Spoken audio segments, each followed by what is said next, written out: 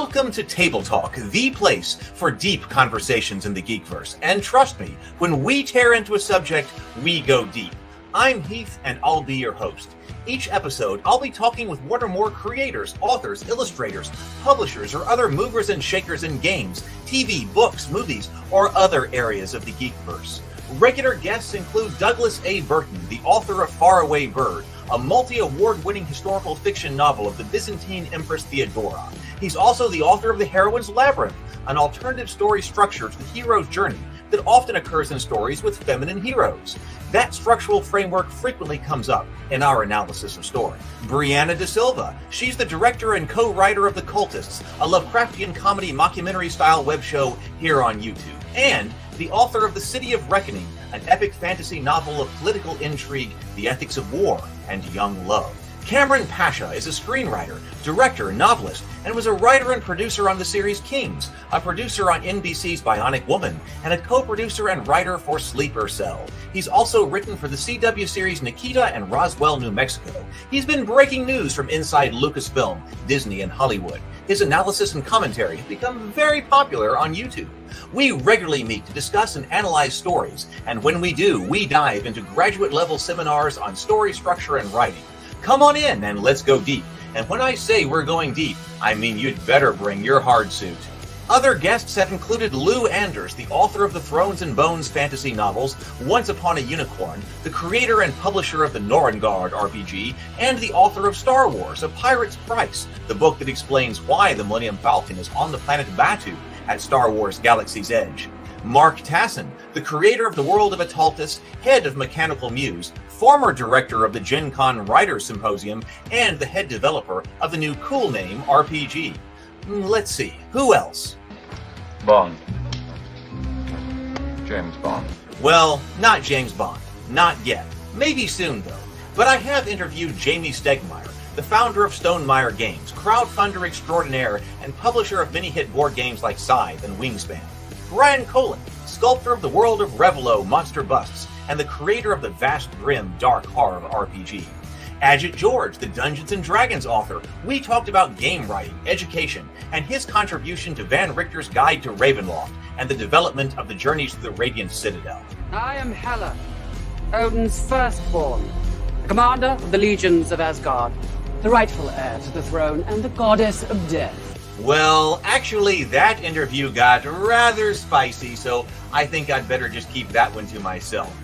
Kate Wilson, a YouTuber, actress, host, and prolific geek guru who's now working to make a new show dedicated to the world of tabletop gaming a reality. So buckle up and get ready for a wild ride, because it's time to explore the worlds of tabletop gaming, sci-fi, fantasy, and all of geekdom through the eyes of those who are making things happen. Atomic batteries to power.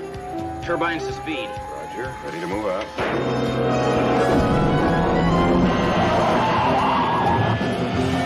It's time for Table Talk.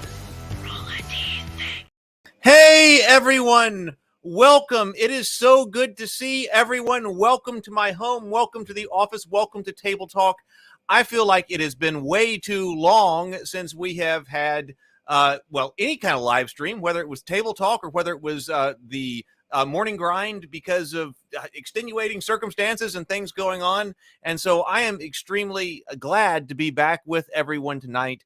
Thank you so much. I haven't even had time to reset my lighting. The power went out here like last Saturday or something, and with everything going on, I even have the wrong lighting going on here because all of my light bulbs reset. So I got to do all that. So, I don't even have my blue lighting on.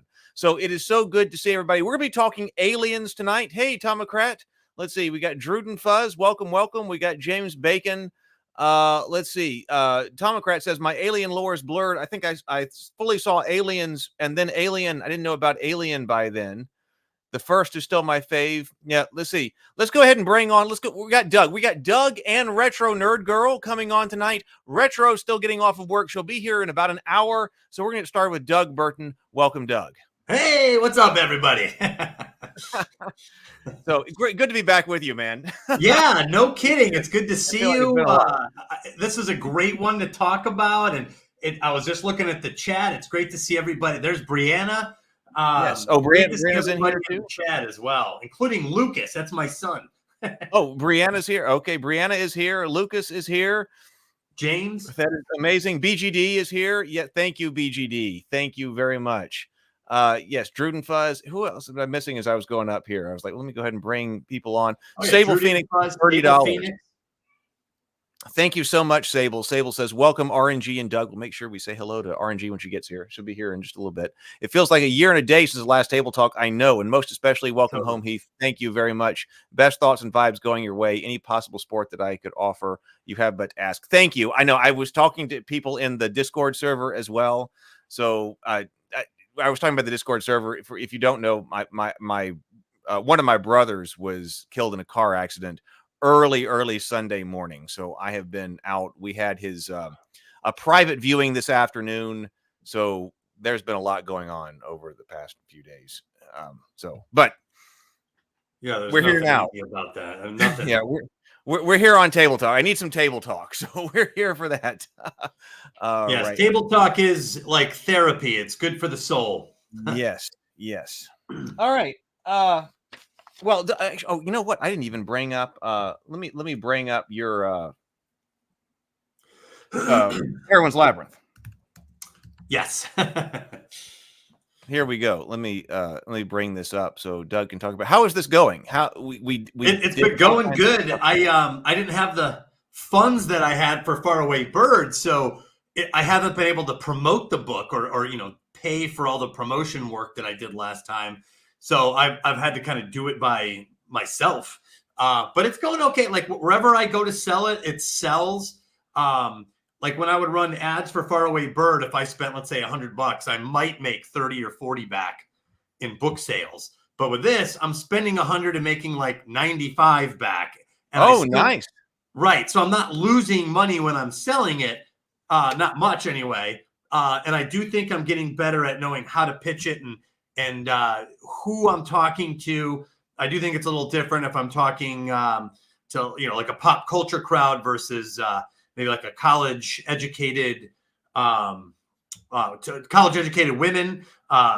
They might not be as into aliens as Star Wars as much as they might be into like Jane Eyre or Barbie, for example. So there's different ways to kind of present this. And, so far so good. It got a positive review from Kirkus and a recommendation from Kirkus Review. Same thing with the U.S. Review of Books, positive review and a recommended status. I entered it into a few contests, but we won't know the results of that. So everywhere it's gone, it has been very positive. I also went to the San Diego Writers Festival and did my first public speaking, and it was a very different crowd. It was mostly older women filling. It was like a classroom setting, and it was. I was a little nervous at first because it was public, but and a lot of these women were very straight faced, very serious, and they weren't giving me much of a read. So I didn't know. I'm like, are you guys liking this or not?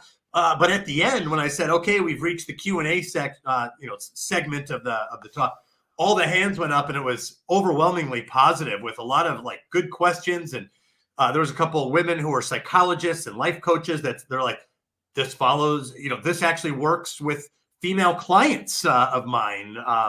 Another memoir. So anyway, it was very positive feedback. I was very happy with that. And it's tough because I'm trying to do all this while doing my other job as well. So it's a lot, it's a lot going on, but I appreciated Table Talk and all the work that we've done here to discuss this and bring this all up to light. And I would just ask for all of you, if you have read it, to leave a rating and or a review on Amazon or Goodreads. Those are the two big ones. Because I didn't pay for all the major reviewers. The ratings are just slow to get started. So, yes, we all need to do that, and right. I need to do that. I need because we're going to do. I just noticed that apparently I made a mistake on my writing out the title of this one. This is not Table Talk number 9. This is Table Talk, I believe, 97. Oh, so we're closing in on 100, and then we were talking about suddenly we hit the wall because of things going on. But this Table Talk number 97 soon we'll hit 100. We'll do something for Table Talk 100. Well, then we're going to take a little bit of a break. That way people can read some of the stuff that we have coming up, including Doug's book, Brianna's book, watch The Cultist. We'll talk about that here in just a second. And then, go on hike so we can get some stuff watched and read, and then start with Table Talk 101, a month or so later, or a month and a half later, whatever it needs to be. And one of the things we got to do is we'll do a Q&A with Doug on the Heroine's Labyrinth once everyone has read it. That way everybody has time, and we'll come back and we'll do it. I would love that, because there's a lot more in there, and no one knows this material better than this crowd right here. So we would have a pretty high level discussion about it from all sorts of angles, and I'm sure people would have questions or things to contribute or other ideas or examples to add in there. So right. No, I was at Brianna's book, but yeah, Brianna's book, the City of Reckoning.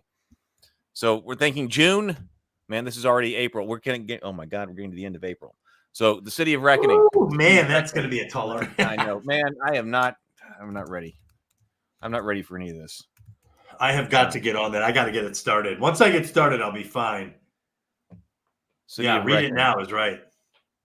Yeah, there we go. So that's it. So yeah, get ready for the City of Reckoning as well. I'll put out, once I have a moment, we'll put out some kind of schedule, because we're also doing like Paradise Lost and things like that. And I want to do Tolkien. I want to get into Tolkien as well. Well, and Heath, correct me if I'm wrong, but are you presenting this, or are you structuring this as like we're concluding Table Talk Season 1 and we're going to start Table Talk Season 2?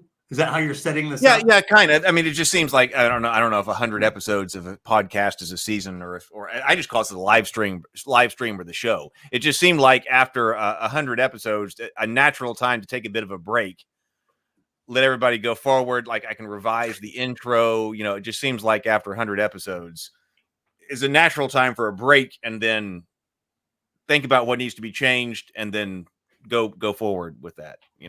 On right. So, okay. I don't know. Yeah, Season 2, unofficial. I don't know. It'll be episode 101. But yeah, something like that. It's a good time for a little bit of a break. So let everybody get ahead. So, but yeah, right, City of Reckoning is there. Brianna and I finished putting out, let me go over here, The Cultists. Oh, it's right here. I'm on this. So all of Season 1 is now up on The Cultist YouTube channel. Brianna, I was the creator, producer, and co-writer. Brianna is the co-writer and director. We re-released Season 1, and I've started to promote it. So Season 1 is going out there. I realized I need to turn up the volume on the Season 1 blooper reel. So I took the blooper reel back down. It only had 35 views. I'm going to put the volume, increase the volume on it, and then re-release the blooper reel. So the blooper reel is the only thing from Season 1 that's not up yet. But if you have not seen The Cultist, we're going to talk about this when we come back. It's my show about Lovecraft, modern day Lovecraftian cultists who just want to worship Cthulhu in a world full of people who don't understand. And I'm really excited to talk about it with you, Doug. Yeah, that's going to be fun. I'm looking forward to that as well.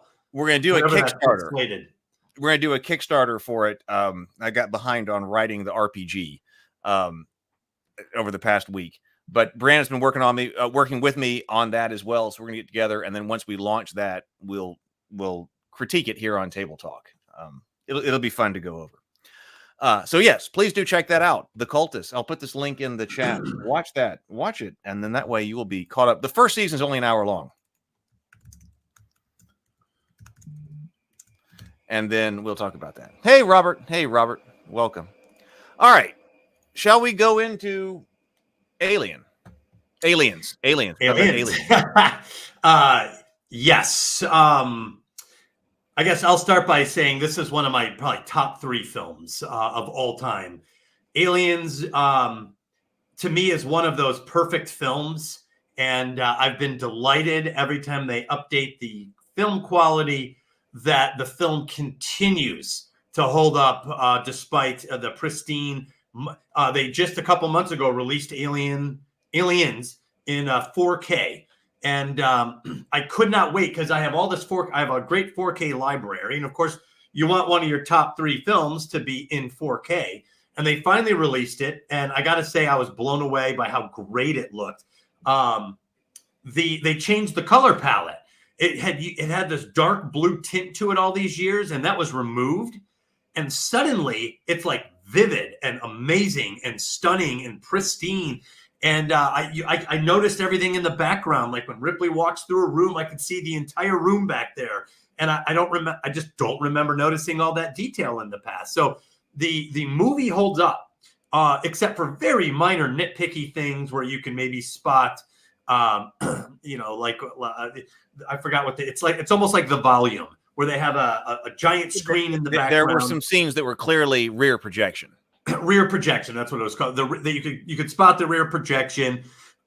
You could spot what might be wires and things moving around, or not even. I never saw any wires, but the way it moves sometimes might look like it was done that way. But overall, the movie is incredible, and it does such a great job. And there's so much history to this film, and it's a sequel. And we talked about Alien in depth, and how that movie was really such a different genre.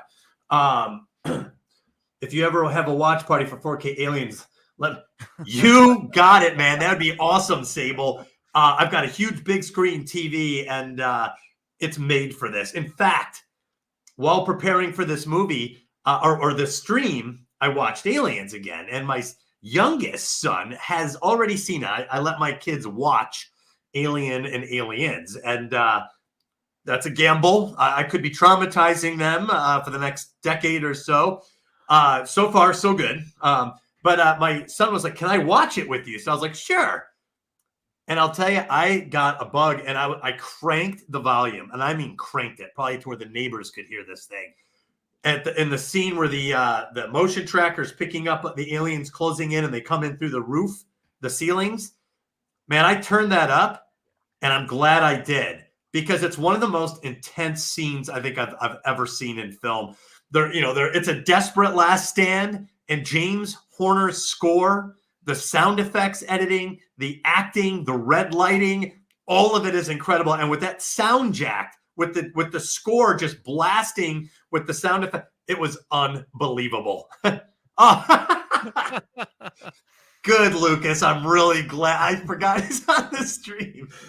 Yes, well, he was an awesome movie, buddy. I mean, I was shocked by it. Like I said, I told people in the Discord server that I was like watching this for the first time, because I know I've seen it, but I did not remember it. And I was telling Doug, like, I remember a scene where there were aliens caught in like a laboratory, and one of them killed one of them to melt acid out, and they escape into a facility. But Doug was saying that's like Alien 4 or something. That's Alien Resurrection.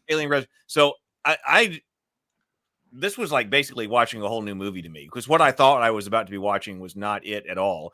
And that was disturbing. I mean, this was 1 and 2, both of them disturbing. I mean, I watched it late night, and then I went to sleep, and man, I had aliens in my dream at the end of this. I mean, yeah. So I was about 10 years old when I was 10 years old when this film came out, 1986. And so I was right about that age where I was starting to pressure my parents, like, can I watch a rated R movie? Like, I wanted to watch a rated R movie. And I think my mom was out of town, and we'd go to the video store and rent videos. We'd each get to pick out one VHS video rental. And my dad was so excited that Aliens came out. So he was like, he got Aliens. I was like, Dad, can I see Aliens? And so he asked my sister, who's she's 21 months younger than me. He's like, do you want to see Aliens? And she's like, I guess. So she was like, affirmative. And I was like, I want to see it. Never saw Alien. So this is just the heart of 1986, probably late in the year. And I got scared out of my effing skull. This movie frightened me. And I remember my eyes were wide. My jaw was on the ground half the time. And I remember the part where my heart started to go. I'll never forget it, because it was like one of my first rated R movies. And I was like, so this is why they rated R. This is why they have rated R ratings, because I became horrified. The scene where, because the movie's pretty innocuous.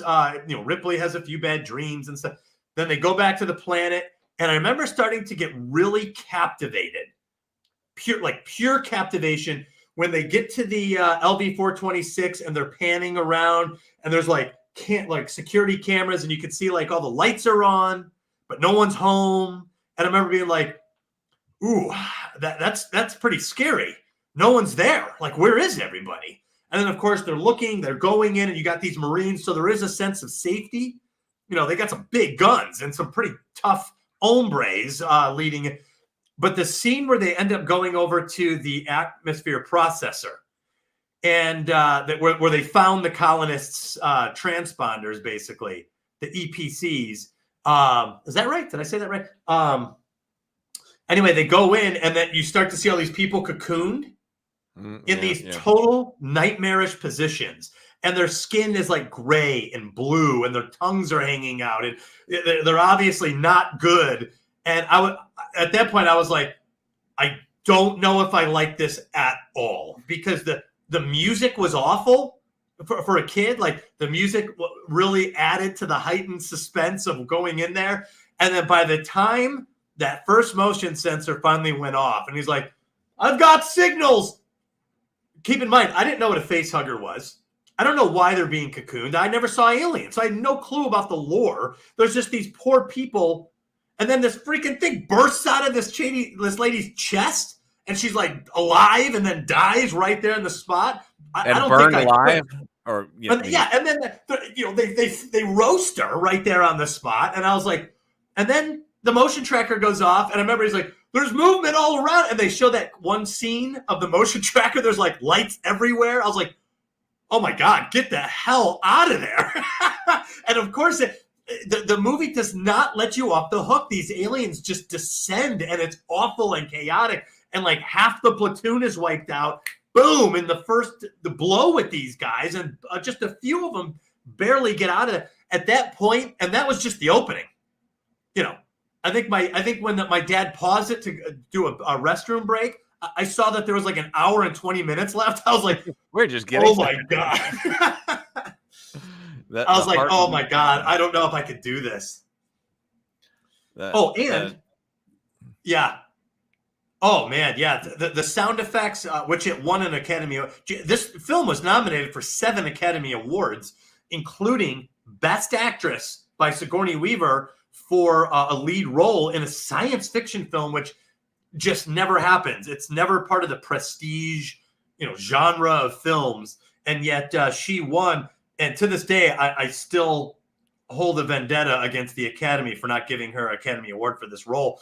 No matter how many times I've watched it, I'm like, her acting is flawless in this. Yes, there was. As soon as that came on screen, I also thought Reebok, right? Reebok shoes. Oh yeah. They actually those were custom made just for the movie for her. They had to make them without laces so that it could slide off properly. And that's another, when that scene happened as a kid, she's like holding on to the ladder while the Queen Alien is holding on. The way there was like this, it felt like something gave way. When I first saw it, my child mind, I thought her arm came out of her socket. So like you see the alien fly out, and then she's climbing. I was like, oh my God, okay, so she made it. Anyway, there's so many little things about this movie, but another crazy thing. The night that I watched the movie, I grew up in Chicago up north, and I hate admitting this, but in the winter time, so maybe it was winter of 1987 that this finally was out on video when I watched it. But anyway, there was a mouse in the house. So while I was sleeping, I woke up and I heard like little critter sounds. And dude, I could not go back to sleep. It freaked me the heck out. I was so scared. I'll never forget that, hearing like that little sounds in the house. All my mind could think of was like the face huggers from Aliens. Yeah. Well, that's funny that you say that. Yeah. There was because that's the kind of thing that I would do to myself as a kid. I would hear noises like that. Yeah. And I think about that because I've got some things up in the my ceiling I get rid of. But yeah, a face hugger or something running around, I can completely see. Now I didn't have that experience because I didn't watch this movie that young. But I remember there being like a squirrel up in the attic, above my bedroom, and I remember running around, and in my mind, I was thinking that I was envisioning in the corner of my room a vampire standing there with a skeleton that was hanging up on the ceiling, and the sound of the squirrel was the vampire picking the ribs of the skeleton. Really? That's what I was doing to myself in my mind. So I can definitely think, like, okay, if you've got face hugger in your mind and then you hear a squirrel or something like that, yes, totally. That's exactly the kind of thing that I would do. Because like I was going to say that to me, it's I don't know. I don't have children, so this Sable says kids are way more resilient than we give them credit for. Like the quote, I forget if it's Tolkien or Lewis about fairy tales. We don't tell fairy tales to let children know dragons exist. Children already know dragons exist. We tell them fairy tales to let children know that dragons can be slain. Oh, that's a cool line. And I think it is too. But I go back and forth. I don't know how I would handle it.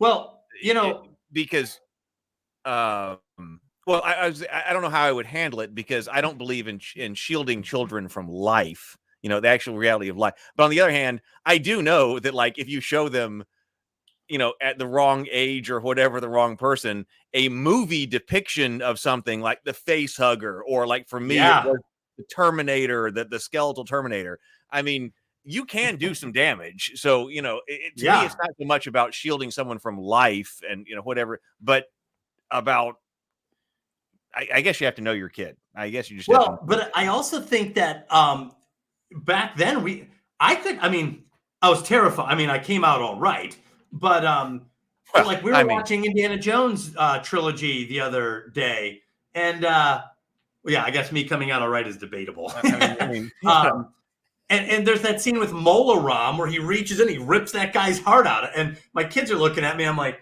oh yeah, that's part of the ritual. They're like, is he still alive? I was like, yeah. I guess the dark magic is keeping this guy alive. I don't know. So, it's weird. So I was like, man, this is pretty horrifying now that I'm watching it afresh, through my kids' eyes. But then I was like, I saw this, like they know it's movie magic. So I don't know. Yeah, and I do think the face melting was the thing for me as a kid. I mean, that was the thing. With Drake. Yeah, where the guy whose face melted, that was the thing. I did not want to watch that. I mean, well, the one that my son Lucas reacted to was Hudson's Last Stand, where he gets pulled into the ground, and that like hand wraps around and pulls him down, and he's like reaching for Hicks, and Hicks is trying to help him, then has to shoot him. And there's that scene where after Hudson is pulled down, Hicks looks down and then carries on. And I always find that to be such a horrible moment because it doesn't last long. He looks, it's over, and now he's back in the fight. Hudson's gone. Like, no one's going for him. And, as a kid, that is like, oh, and Hudson, he just got pulled into the ground, And I think that's the other thing that, in terms of fear factor with aliens, it comes at you from so many different angles, right? You've got the face hugger. That's horrifying by itself. Yeah. And then you got the chest burster, the worst possible death. Everyone in all these franchise and throughout the franchise says, kill me. They would rather be killed any way possible than to have this thing come out of them.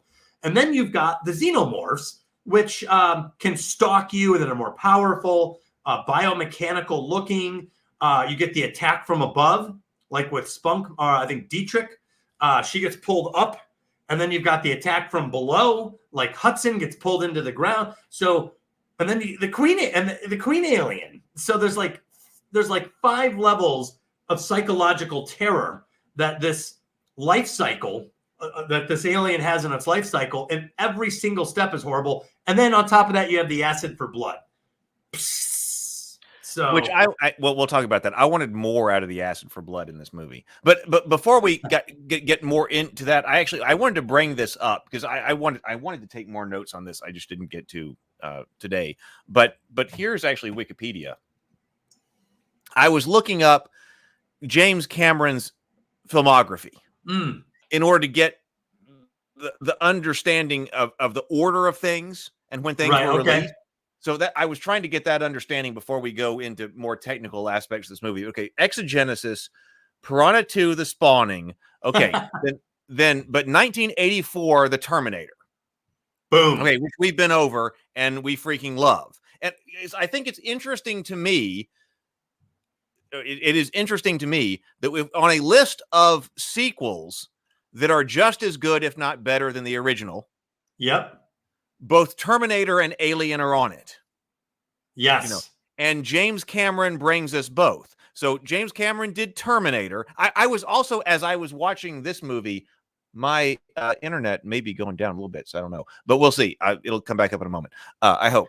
But I thought that it was interesting, as I was watching this, that I saw elements of Terminator in this from a production perspective.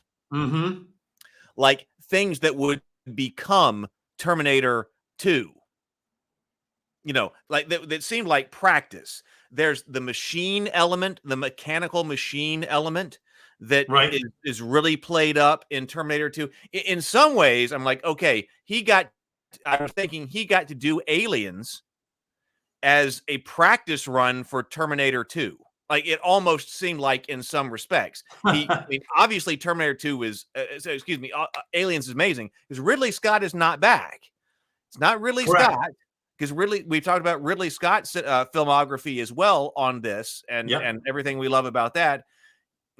That Ridley Scott was Alien. Now Cameron comes in for Aliens. And then we had talked about, okay, The Abyss is next. And we talked about how he was using some of the technology that was developed, like for the water creature in The Abyss to come into Terminator 2. So it's almost like Aliens and Abyss are practice for Terminator 2. Well, I got to tell you, I rewatched The Abyss recently because it came out on 4K at the same time as Aliens, True Lies, Titanic. There's the Jim Cameron, boutique of films, and they all came out on 4K at the same time. And I rewatched The Abyss, and I was surprised by how good it was because I remember being less into The Abyss, But I rewatched. I was like, man, this is really freaking good. And you want to talk about practice? He's got all the oceanic stuff from Titanic in there. He's got Michael Biehn in there. Hicks is in there. So there's like that. There's kind of the LV-426. Containment thing. You've got Terminator 2 with the early CGI liquid metal, or in that movie, water. So if you want to see a real dry run for the future of James Cameron, watch The Abyss. If you want to see a dry run, what's that? If you want to see a dry run, The Abyss. It's water. That's what you said, right? Yeah. A wet run, not intended. You want to see? Yeah. So I thought this was interesting because I mean this is a lot. I mean to come up with the movies pre-Terminator, then hitting Terminator, and then I think was it Tom McCrath that saying you're Rambo 2. I didn't know that either. And I was watching some commentary about analyzing Rambo 2 in the context of Aliens as far as its themes go. The themes they're going, as we're talking about 80s movies and things that are happening here. Because it was 7 years after Alien that Aliens comes out. You get Rambo 2. So that's another one where he came in and he did a sequel. And I need to study Rambo more too. I wanted to watch it more. So that's another reason to look at Rambo. So that's also very interesting because probably I don't remember. I think I've seen Rambo. I might not have seen Rambo. The first one is not what you think. Like when I think of Rambo, no, the first one I went back and was like, right, the first Rambo is not what you think is going to be Rambo. Rambo 2 is what you think is going to be Rambo. Rambo 2 and Rambo 3, those are 80s action. High testosterone. That's the heart of the 80s. Rambo 1 is a story about a Vietnam War vet who has, some PTSD. Back at home. He is in it. Right. Yeah. So, but that's interesting that he got to do a follow-up, which people also love. He did Terminator. Then he did a sequel, Rambo First Blood. Then Aliens, another sequel. Then The Abyss. then he did Terminator 2. So when you're looking at it in this context and in this chronology, I mean, I think that's fascinating. Like with the, and I want to talk about why it is, because then he did. I mean, True Lies. I didn't know that. I don't know what Strange Days is. I don't know what that is. But then he hit Titanic. So I mean, we are in peak James Cameron. You know, going from Terminator to Titanic. That's all peak Cameron. Here, scroll down. Well, then we got, so after Titanic, then we got Avatar. Oh. And Avatar is different. I actually like Avatar. A lot of people don't, but I like it. Well, it's different. Like, I know this is said all the time, because when people talk about Avatar, they talk about how much money it makes, but that it has almost no cultural significance. It did not leave much of a cultural impact. I think and he's doing a lot more Avatar. He's doing a lot more Avatar. But like the cultural significance of Aliens, of Rambo, of Terminator, I mean, he is providing a lot of cultural significance. Big time. In that era. In fact, in my study of heroines, most people will say Sarah Connor and Ellen Ripley are their two favorites. And he provided both of them. I thought that was fascinating. Now, of course, not Ripley. Wait, what's Sarah Connor? No. The Alien. I just said his name. Ridley Scott? Not Ridley. Ridley.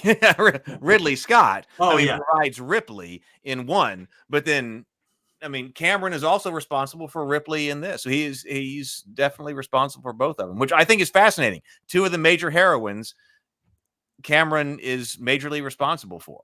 Yeah, big time. And funny enough, they're great ones because they follow almost all the beats. So Cameron was right on top of that structure in his own way, even with just those two heroines, and they're both iconic heroines. Well, actually, BGD, which I just saw a comment by BGD. How many seconds? Yes, you're right. So I guess Piranha 2. I don't know anything about that one, but I guess that is another sequel. Piranha 2. That is another sequel. Yes, before Terminator, he was working on. I don't know anything about that. Maybe that's why he did Titanic. He's like, what's a story that has no sequel? Titanic. That is a closed book. I will say, I want to shout out somebody. You know, Cameron gets all the credit, and he deserves a lot of it. But both the Sarah Connor and the Ripley we talk about, Gail Ann Hurd was also behind the scenes for both of those films. So I think she deserves some credit there, and may have had a little bit of an influence on those heroines, the same way like Marsha Lucas did in A New Hope. You know, she's been getting more and more credit as time goes by, as being kind of a stabilizing force for George Lucas and coming up with very critical ideas that made Star Wars work. So now when I've been going back and I watch a lot of the behind the scenes stuff with both Alien and Terminator and Aliens and Terminator 2, I'm like, man, Gail Ann Hurd was part of all of this. So, you know, although Cameron deserves a lot of credit, I think she deserves a shout out in this as well. In fact, it's her in the scene where Vasquez is pinned down in the ventilation shafts and Vasquez is shooting. Where she puts her foot on the alien and shoots it. That's Gail Ann Hurd, because Jeanette Goldstein did not like handling guns. And when they were filming it, it looked like she didn't know what she was doing with guns. And Gail Ann Hurd did. So she put on the camo and the boots, and she's the one shooting the gun. Oh. It was Gail Ann Hurd. It was her hand in the pistol, and it was her foot on the alien's head. So that scene where Vasquez is pinned down, it's actually Gail Ann Hurd firing the weapon and killing that alien. I thought that was pretty cool. So she's a badass, right? Right. That's what I'm saying. I think Gail Ann Hurd has some badassery in her as well, and I think some of that rubbed off into these heroic women on some level. I was thinking, based on that, looking at the timeline, the cinematography, and the filmography, like what we like to do, like these are some very successful sequels, because now everything's a sequel, everything's a franchise, and here's the number 4, number 5, and whatever whatever. I mean, there's a lot of that. But I remember a time when people were going, oh, like my mom, I guess it was the 90s, like, oh my God, the sequel is never as good as the original. Right. That And was I think the moniker. And as a general rule, I think that's probably still true. But here we did have some situations where, okay, I guess Rambo we need to put on the list, Aliens, and Terminator 2, where if it's done right, then it is still incredible that you can actually do it. And this was the 80s. I mean, this was the 80s when you can do a sequel, but now they didn't rush them out. It wasn't like, Right. the movie comes out and then, a week and a half after, like after opening weekend, somebody's saying, sign a sequel, get another movie out here, because with both, now I don't know when Rambo was, I have to check that, but Terminator, it took a long time to get a Terminator 2. It took a long time to get Aliens. It took a long time to get the follow-up, and they were done right. And so as Predator. absolutely worth it. And Predator. Predator 2. Predator is an 80s product. Aliens, like in Heath, we talked about this. Star Trek 1, we looked at Superman and Alien, Star Wars, and we saw all of these 1970s roots in what would become the 80s. And Aliens is unapologetically 1980s. So here we're getting, the seeds were planted in the 70s, and now we got Wrath of Khan in 1982. Yeah. Well, Wrath of Khan, yes, Right. that is absolutely on the list. Wrath of Khan. You had The Search for Spock. This year in 1986, Star Trek 4, The Voyage Home, Aliens, Rambo 2, Terminator. The 80s has sprung. The spring. The dawn of the 80s is here in 1986, and we are full-fledged into it, and it is defining itself as, in my opinion, one of the golden ages of Hollywood. All those 70s roots, all those crows came home to roost in the best possible way. I think you're completely right. But my question was, why are these working? The ones who work, like why does Aliens work as a sequel? Now, we could think about this in general. Why does we already talked about Terminator 2 because we had a Terminator 2 scene. We also already talked about Wrath of Khan. Right. But, we could talk about this in general. But this one especially, you can get it to work. You can get it to work. It does here. Why is Aliens working so well as a sequel when the general idea in the 80s was that, sequels suck? What is this one doing right? One, the creator likes the source material. Cameron loved Alien. So that's a big deal. They're hiring people today that actually hate the source material or feel antithetical to the source material. I remember even in 2015 and everything, when all the buzz was coming out for Star Wars: The Force Awakens, hearing them say, we got to get away from the Skywalkers. I'm like, well, then don't do episode 7 because you're in the Skywalker side. So there was this we can't just do more Star Wars in the sequel. I'm like, exactly wrong. You can do more Star Wars because that's what the task you've set yourself. So I think you have to find out what worked, stay on brand, find out what worked, and then expand. Expand. So you have to do something that's unexpected. You have to do something that's expected. And then you got to expand the lore. Like in Alien, we never heard about the Queen. Never thought about it. Right, but in this movie, they question that. So who's laying these eggs? And Bishop has the best creepy answer. I don't know. Must be something we haven't seen yet. And if you're watching this film, you're like, oh, geez, there's something worse? Something worse is still waiting? So Aliens built upon the lore, and it respected the source material, and it did the unexpected, and it also did what was expected. So, like the facehuggers, true to form. That's what these things do. But he introduced the action genre. Let me grab another beer. Keep going. I'm listening. Yeah, sure. So, but anyway, yeah, you have to love the source material. I don't know how you can, even Harv Bennett, who we've talked about on the show when he took over for Star Trek 2. Now, he was not a huge Star Trek fan, right?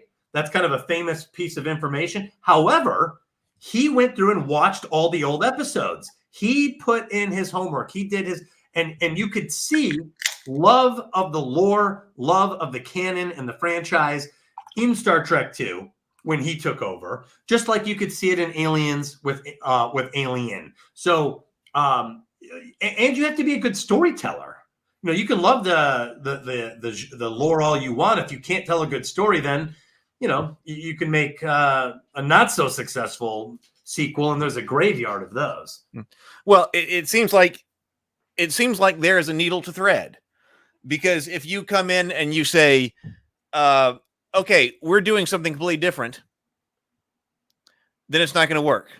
Like if you respect, like you were talking about, or whatever, if you're saying, all right, we got the IP, but we're going to do something completely different.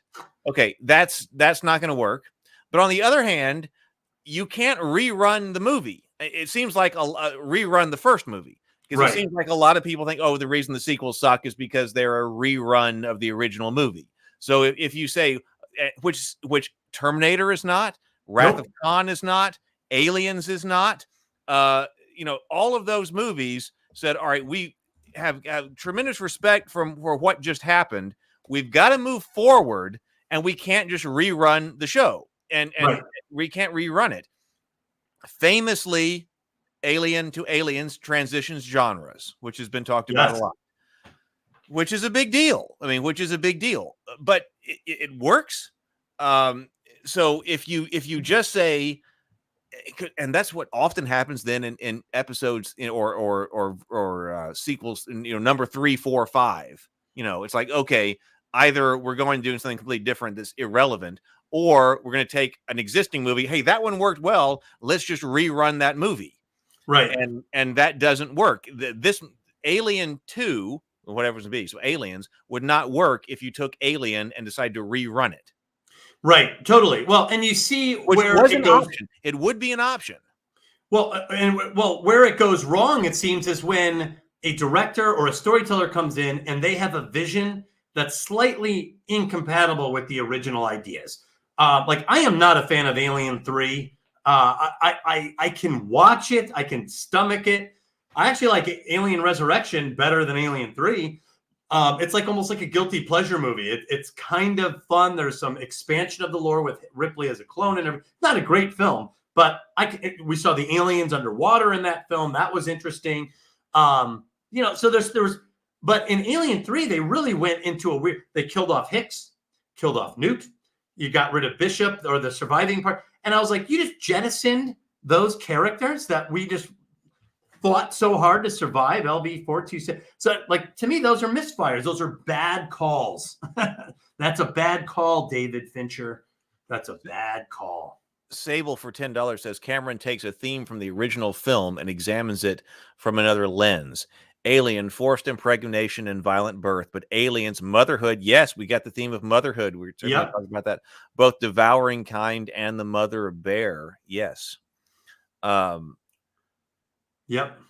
Yes. I agree. Motherhood is definitely a theme in this, which I was watching critiqued, in some material online, on YouTube. Believe it or not, Cameron was working on a separate script, his own original idea, called Mother. And he envisioned in that script a woman fighting against a giant beast of some kind, like in a loader, like a battle of mothers. One was an alien mother or a beastly mother, and the other was a heroine of his own design. And when he was approached to write the script for Aliens, he took his old idea for his script called Mother and just integrated it into Aliens. And what an integration it was, because quite honestly, these scenes are unforgettable. They're unforgettable. I have right over there, I have the Queen Alien. I don't know if you could see it. I have the Queen Alien fighting Ripley in the loader over there. Oh, okay. And then I've got Vasquez and the Colonial Marines right there. So every time I walk in my office, I literally have that scene built into my background decorum.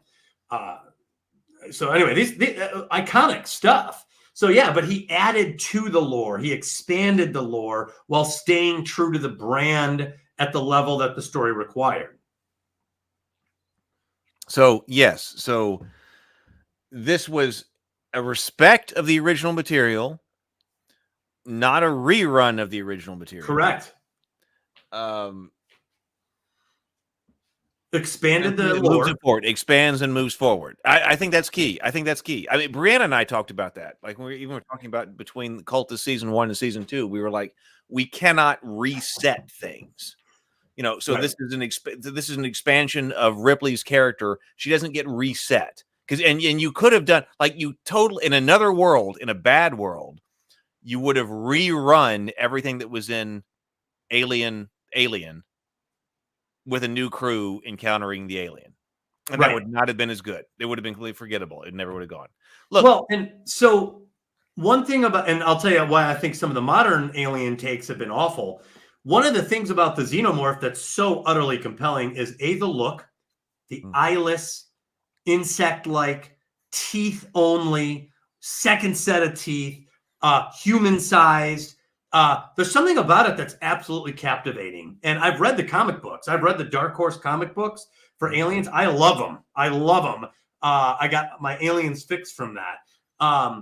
And they talk about there's kind of like a mesmerizing effect that the aliens have on people. And I think even in the gameplay, in the game Alien, there's a mesmerize ability that the alien has that like freezes you because you're captivated by it. So there's something about these. Cameron knew to protect that. The one thing he ditched was the mist. Remember, it reacts when broken. The mist above the eggs in the first one. Oh yeah. That wasn't here in this. Oh, I forgot. But the general idea was still there. These face huggers. You could see when they're moving through the corridors at one point some opened eggs in like corners and things like that. So he wisely preserved the captivating design of this xenomorph's life cycle. We have our third panel member here. So yeah. Let's everyone welcome Retro Nerd Girl. Yay! Yeah. Hey, Retro. How are you? It's so good to talk to you. Oh, so good. I'm so good. You guys are talking about one of my favorite movies, and I'm just like, yes, we're going to talk about Aliens. Yes. I was saying it's a top 3 for me. We were spending some time talking about some themes, why certain sequels work, and I was also telling my story on how I saw Aliens for the first time. I never saw the first one. I saw Aliens when I was about 10 years old or 11. And man, did it freak me out.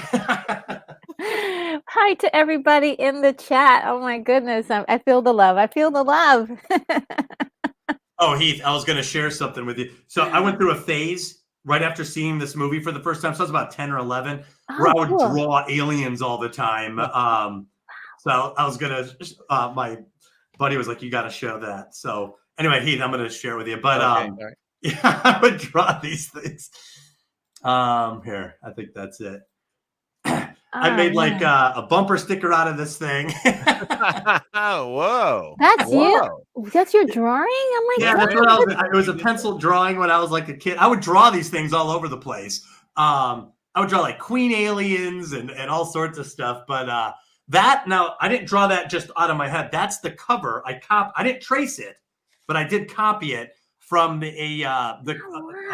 of the comic books. There was a comic book cover that featured that alien, and I drew it.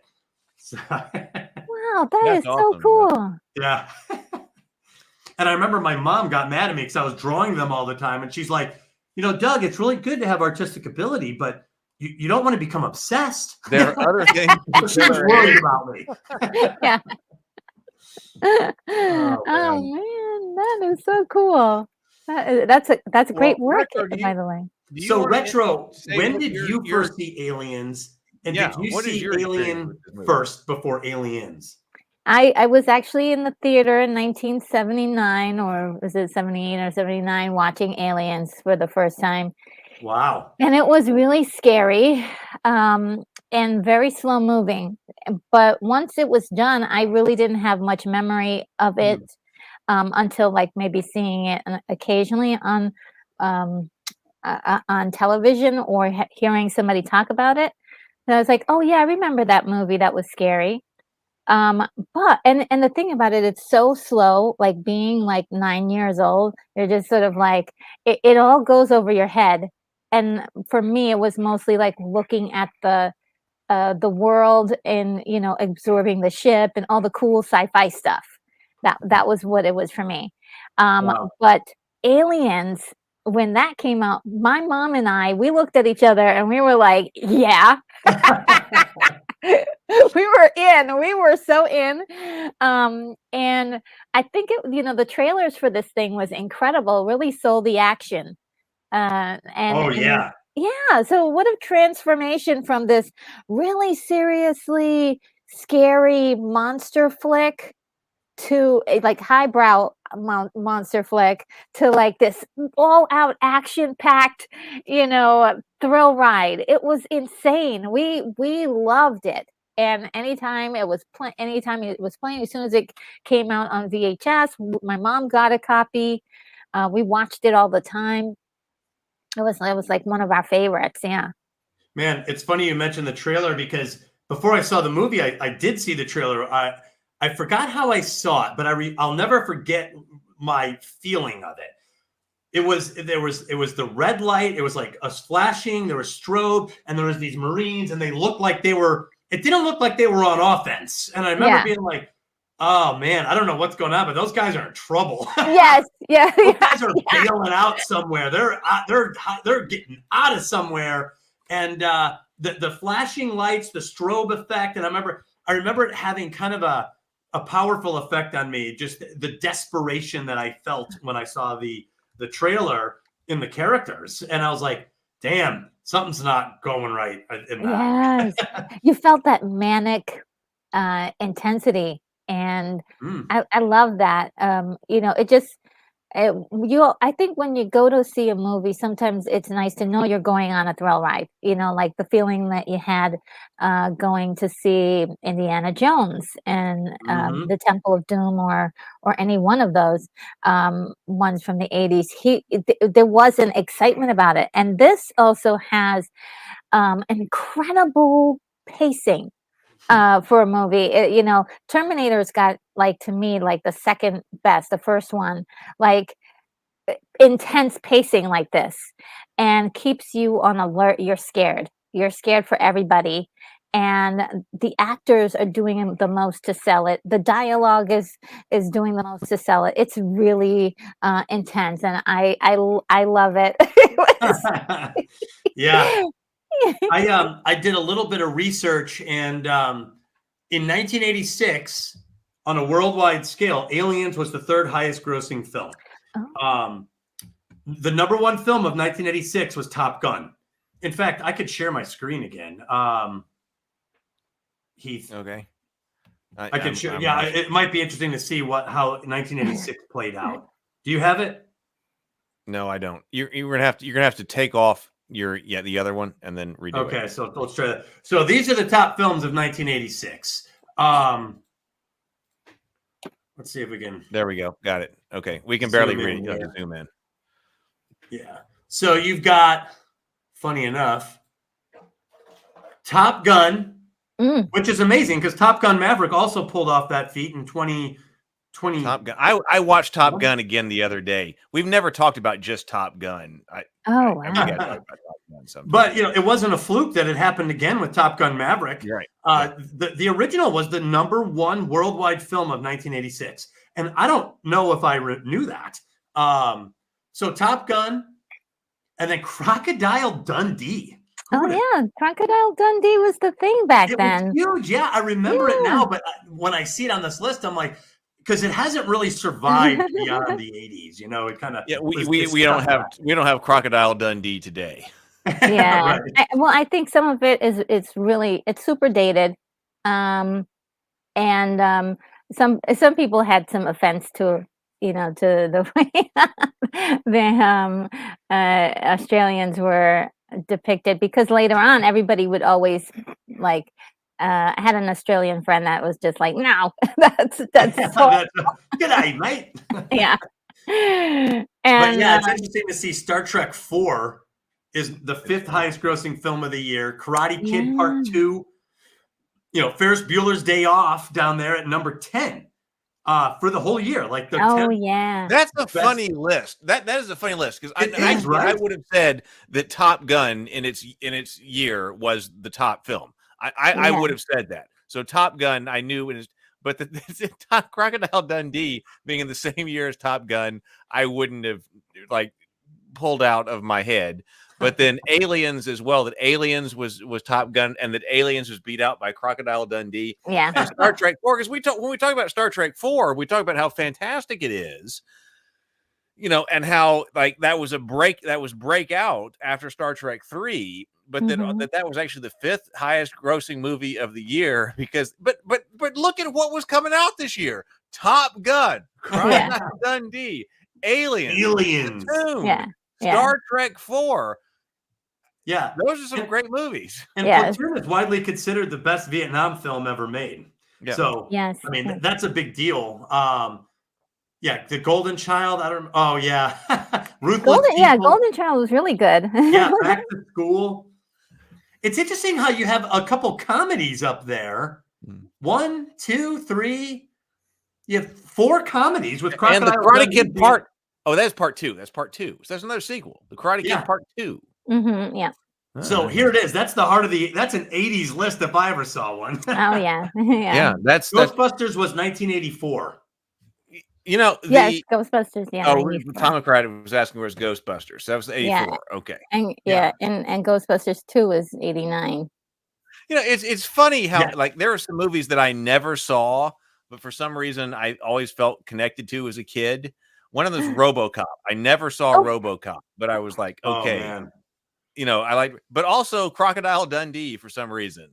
And I think it was because there was a Nintendo game for Crocodile Dundee, and it was in one of the Nintendo Power magazines.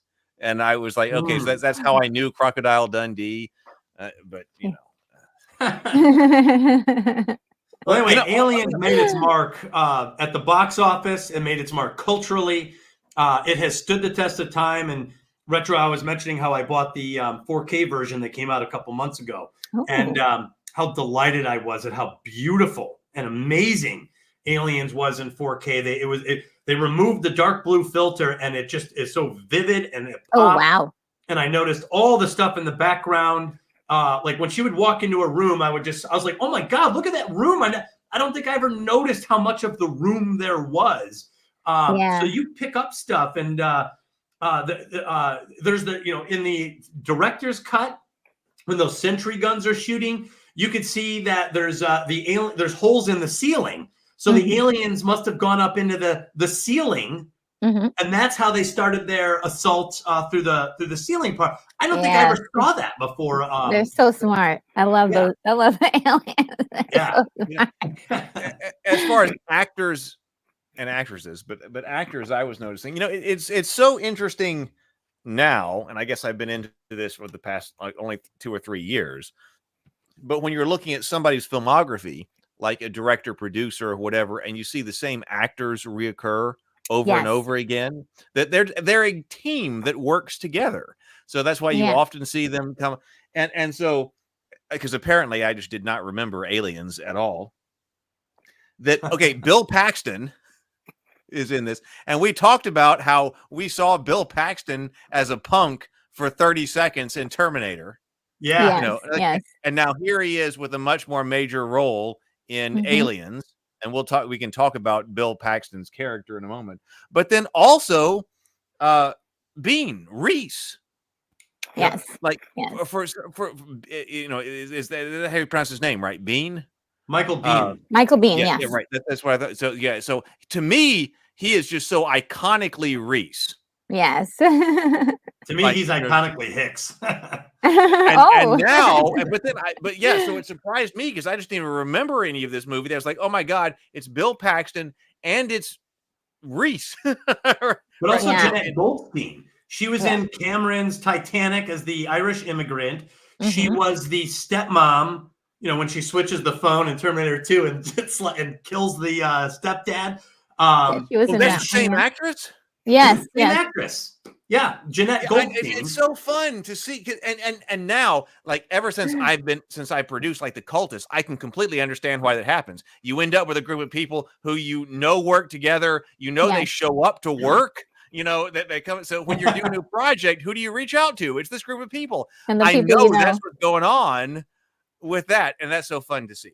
Yeah, well, you know what is Ripley and Sarah Connor. These are two Cameron heroines who really are usually a 1-2 at the top of everybody's list in terms of favorite heroines. But more and more, I'm like, I think Vasquez is becoming one of my favorites as well. she's fantastic. She Yeah. is freaking awesome in this. And I asked myself, because how many movies do we see where there's this like motley crew of characters and they all start to go down and usually they're not memorable. Yes. They're just bland, general different characters. But in Aliens, you remember every single one of these guys. Yes. You remember Yes, how you they do. die. You remember their personalities.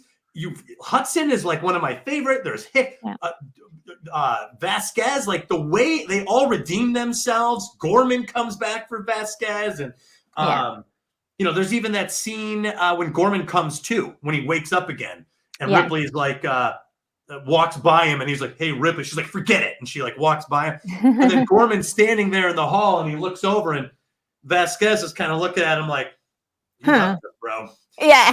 I love that scene because he goes back for her at the end. So it sets up that scene even. So it does. The movie is so brilliantly put together on those character levels. Oh, yeah. So if you're a screenwriter, if you're a storyteller and you don't want generic characters, make the characters count, make them memorable, give them an arc, good or bad.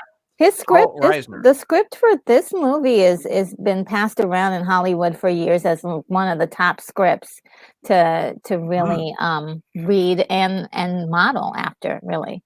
Yes. But, BGD was saying about Paul Reiser. It was very interesting because people knew him as a comedian, and he was very happy kind of character in other things that he had done. But in this, he's really smarmy and slimy, even to the point of calling Ripley kiddo. He's like, it's like she's definitely older than you, and so he's 57 years older. Yeah, and he's sort of trying to, here's your cat. I've got your cat. I got you. I'm looking out for you. And meanwhile, he's got a plan going that's willing to put hundreds of people's lives at stake, including the entire Earth. This is a very sick individual. Totally. Carter Burke is one of those great villains. Everyone remembers him. And I think to your point, it's an unexpected role for Paul Reiser. He's a comedian. It's like putting Jerry Seinfeld in as the bad guy. It'd be like, what? And then it works. So like to the point where I feel like Paul Reiser, as great as, and he had a great and illustrious career, Mad About You. Yes. He's well enough. Big show. He is very much cemented as a great villain in this. So one of his legacies is forever will be Carter Burke in Aliens. He was so good in that role. Structurally, he is the masked Minotaur. Yes. From the Heroine's Labyrinth point of view, he's the member of the native culture. He has an outward, benevolent face and a secret tyrannical side. So he's a perfect masked Minotaur. And the unmasking comes up a little early in this story, which is perfect. But and he's one of the first characters we're introduced to. Yes. I'm really an okay guy. He's a little self-deprecating. Yeah. He's kind of like an average guy. The corporate average guy. He really puts it on thick in the beginning. Like, he's like, hey, I'm just a regular guy, and here's your little kitty cat.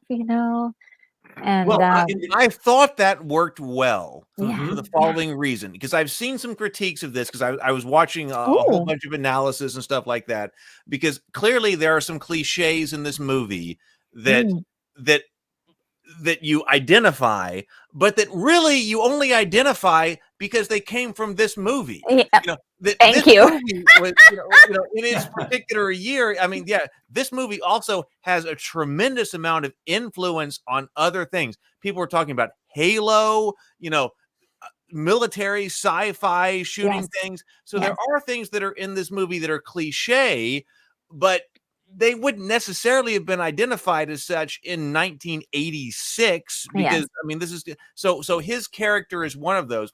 There was something place else I was going with that, but okay, his character is one of them. But what I really liked was the that his character, right, he actually comes off as rather sympathetic, even though in the end, from a 2024 perspective, the corporate guy who turns bad is a cliche.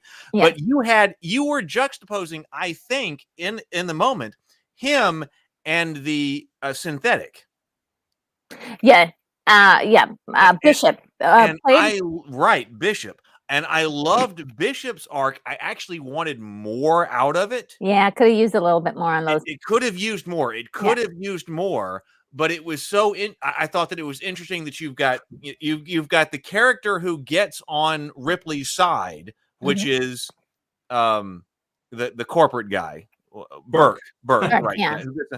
And who ends up being a bad guy. Yeah. But you've got a new synthetic who Ripley distrusts. Right away. Ends up being okay. Yeah. Who I actually wanted more out of that arc.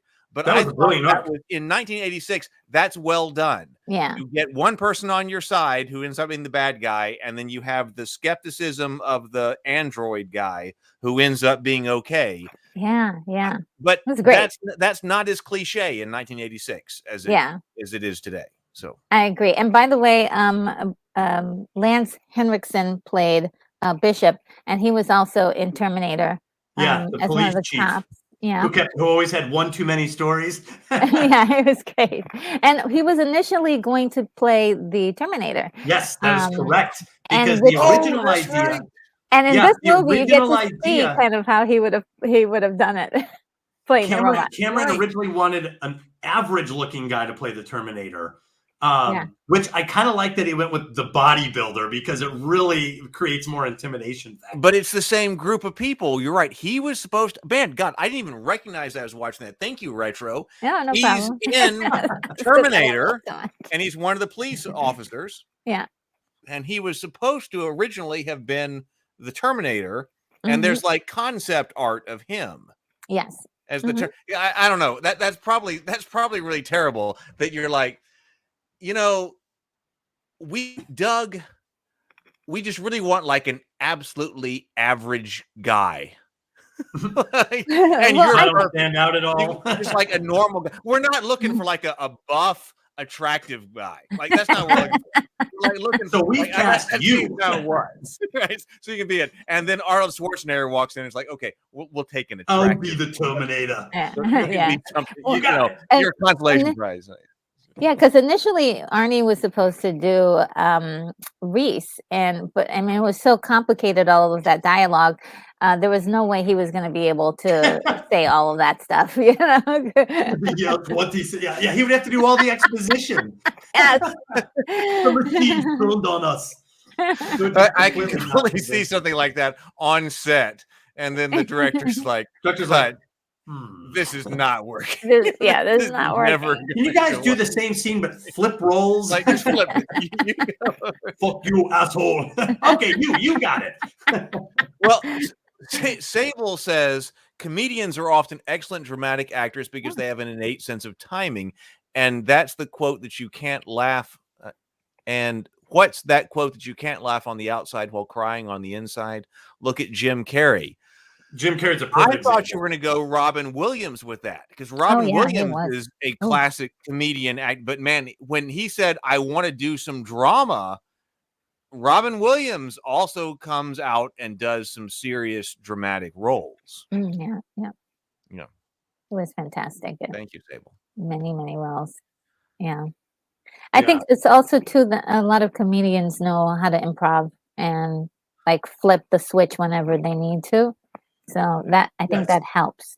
Didn't Steve Carell got nominated for an Academy Award at one point in a serious role, right? Like the wrestling movie. There was a wrestling film.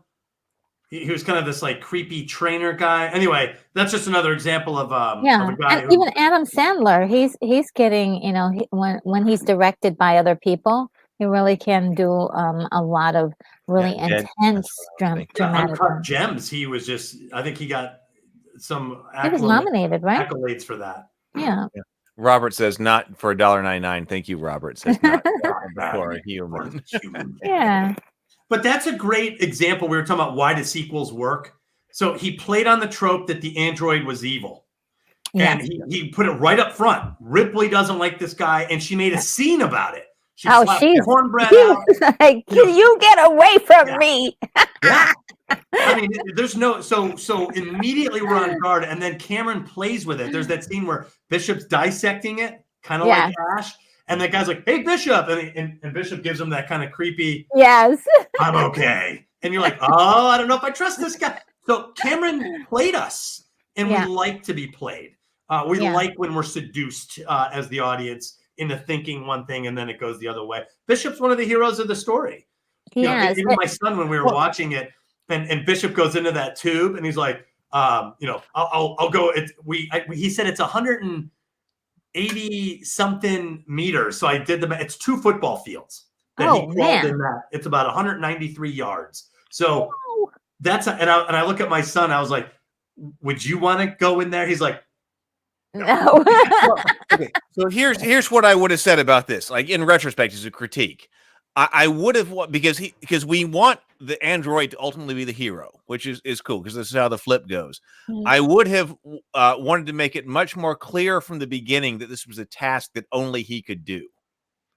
Like, I mean, it's kind of that way, but I would hammer it more that like in order to get out of here, there's something that only the android can do. Because yes, do you want to crawl 180 meters or whatever? But somebody else could have called that and also called in the thing. Like I would have said like you're gonna have to like wire into it, so a human can't do it. It has to be the android that's gonna do it. Yeah. And so I would have made it clear that only the android could do this task. And then they kind of got it right, faking you out that he had left. Oh, I love that segment. Yes. Oh, yeah. But it has to be that only the android can save you. And the flip is that he does. Yes. And so I would have hammered that point. That's the point that would have hammered home. That only he can save you. Because if he doesn't, then you're screwed. Yeah, I think it kind of works because when you think about it, anybody else going out there would have immediately drawn attention from the aliens. Well, that's fine. Then play that up. That like I agree. Yeah, or something. Yeah, whatever. Like it could have been that you got to plug in, but whatever it is, I would have said that like, whatever it is, or whatever. But I would have played up the point that it can't be anybody else on the team because it didn't. Somebody say maybe I'm wrong. Like who's gonna go out there? Well, I'll go out there. They're like the only person who can do it is the android. Yeah. And then they're like, and then they put him in there and then have them skeptical of him. Because it's like, that's the android. Who Hudson was eager to let him do it. Yeah, he was like, I'm not. You should go. Yeah, he was like, I'm not going to go out there. That guy. And what's funny is he's like, let Bishop go, and you can see everyone's like, Vasquez looks at him disappointed. Like everyone's like, because even though you want him to go out there because like everybody else can stay here while he goes out and does his thing, ultimately you're only getting out of here because of him. Yeah. So it's got to be him, and it's also interesting that the android's the good guy here. In Terminator 2, we have Arnold Schwarzenegger. So that's a correlation between our two sequels. That we have the turnaround where we have the good robot. Yeah. I think they were breaking away from the 1960s and 70s thing where the machines were evil. Machines are bad. The bad robots. Yeah. So they were kind of flipping. You had HAL 9000, Ghost, like all these bad. So I think they were trying to move away from that. And in Terminator 2, I mean, don't kill anybody is the directive for the Terminator. So they're really working with these. But again, it's all an execution. And I feel like I didn't have a problem with Bishop's role as the only one who can remote pilot a dropship. None of that really bothered me because I think the way the film was executed, Bishop was more of a question mark. Is he good? Can we trust him? Is he gonna go Ash on us? Yes. Or not, Yeah, Ash was so horrible in the in the first movie that he left an impression even on me, and I was like, oh gosh, I hope. Yeah, when I saw that he was an android, I was like, oh man, don't you remember what, nudge, nudge, nudge, what happened the last time? Yeah. And it had to do with getting like information from Mother, and like the his prime directive had nothing to do with the crew, and so it was sort of I expected, at that point in time, after seeing the little drop of milk, I was like, he's gonna turn on you, watch out. Just like she was, and that was playing into, of course, the last movie, and also the fear of the fear of robots as well. You don't know what they're programmed to do until it's revealed. Well, and in it's the something first that not one, everybody has privy to.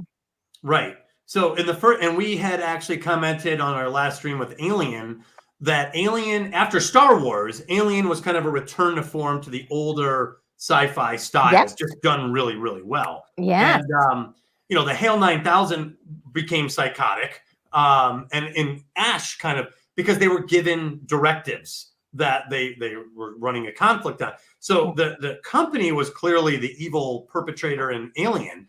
But in this one, Burke, if I understand this correctly, really does all of this on his own. He does. Which makes him even I think more yes. Yeah, I think so. He does. So these guys had been on this planet for on LV 426 for like 20 years or so. About 20 years. Until Burke tells them to go to the ship where the jockey is. And that's when things go haywire, and really quickly. And so, Yes. and in many ways, if he hadn't talked to Ripley about this, didn't know about this, then it wouldn't have happened. So in kind of a way, it's not necessarily her fault, but it's sort of like, by talking to her and learning about this creature, he takes it upon himself to tell the colonists to go check out that. Correct. That that is exactly how that is set up in this. Mm-hmm. Where I think the sequels went wrong after Aliens. My question, what it was, so the company sent the space truckers out with Ash and Alien. So the company knows about this planet. They know that things went wrong. They know the ship was destroyed. They know. I always thought Alien 3 should have gone back and addressed that. Maybe there was a secret military installation that the colonists didn't even know about. Did the derelict ship survive? Because it was a localized explosion. So I felt like there was a path there that reconciled all those issues. But man, they really went off script. They just went off into a different realm there with Alien 3. Yeah. So, but technically the company still knows about something, because that's what triggered the events of the first film. Yeah. I mean, people still have it in their minds that that the alien creature, xenomorph, can be used as a weapon. And I don't think so, guys. Bioweapons division. Yeah. And what's interesting is, if you read the world building of the role-playing adventure has a ton of stuff. And if you look at it, there's a lot of lore there. There's all these factions. And the movies never really moved into all of that. I wish they would have. And secondly, in retro, I think this, there's some crossover between the Blade Runner universe and the Aliens universe, and also Soldier with Kurt Russell. Soldier and the Predator universe. So there's four universes connected. Man, I was going to host an adventure, a role-playing adventure, Yeah. And I had an idea to tie in the Blade Runner and Aliens world into a single story that was going to turn into Roy Batty's like revolution to make it back into the interior. It would have been awesome. Like, and someone needs to make Blade Runner Aliens. They did Aliens Predator, and it wasn't that successful. They did try to mix those two. Yeah. Yeah, and they did quite a few. At least they did one big movie with the Predators and Aliens, which was quite fascinating. but one of the things that's it's kind of interesting is that there are so many different worlds you could probably just slide right in there. Mhm. Like I recently saw Outworld, and I was like, "Ooh, this can just slide right up into the Aliens universe." And so could a movie by the name of Silent Running. That's another one that kind of has that feel to it. These are from the 70s, and yeah, it has that sort of like they've. According to this movie in particular, what I like is that they took that little world and then they mushroomed it because they talk about going on different raids and killing bugs. Yes. All right, And there's so, the reference to that. Yep. and of course, the movie Starship Troopers is one of the Mm. inspirations for this. A lot of the Right. actors were told to read the books, Yep. and so there that whole bug, element in that story is in this. So it just is so cool. Like I would love to know a little bit more about that, or even different adventures with Space Marines. And I know that there was some graphic novels with that kind of Well, thing in going on. books, Hmm. I read a couple of the Aliens books, and one of them I liked. I think it was called Bug Hunt, and that one I liked. And I started reading one about like Vasquez's backstory, and it wasn't good at all. Oh Um, no.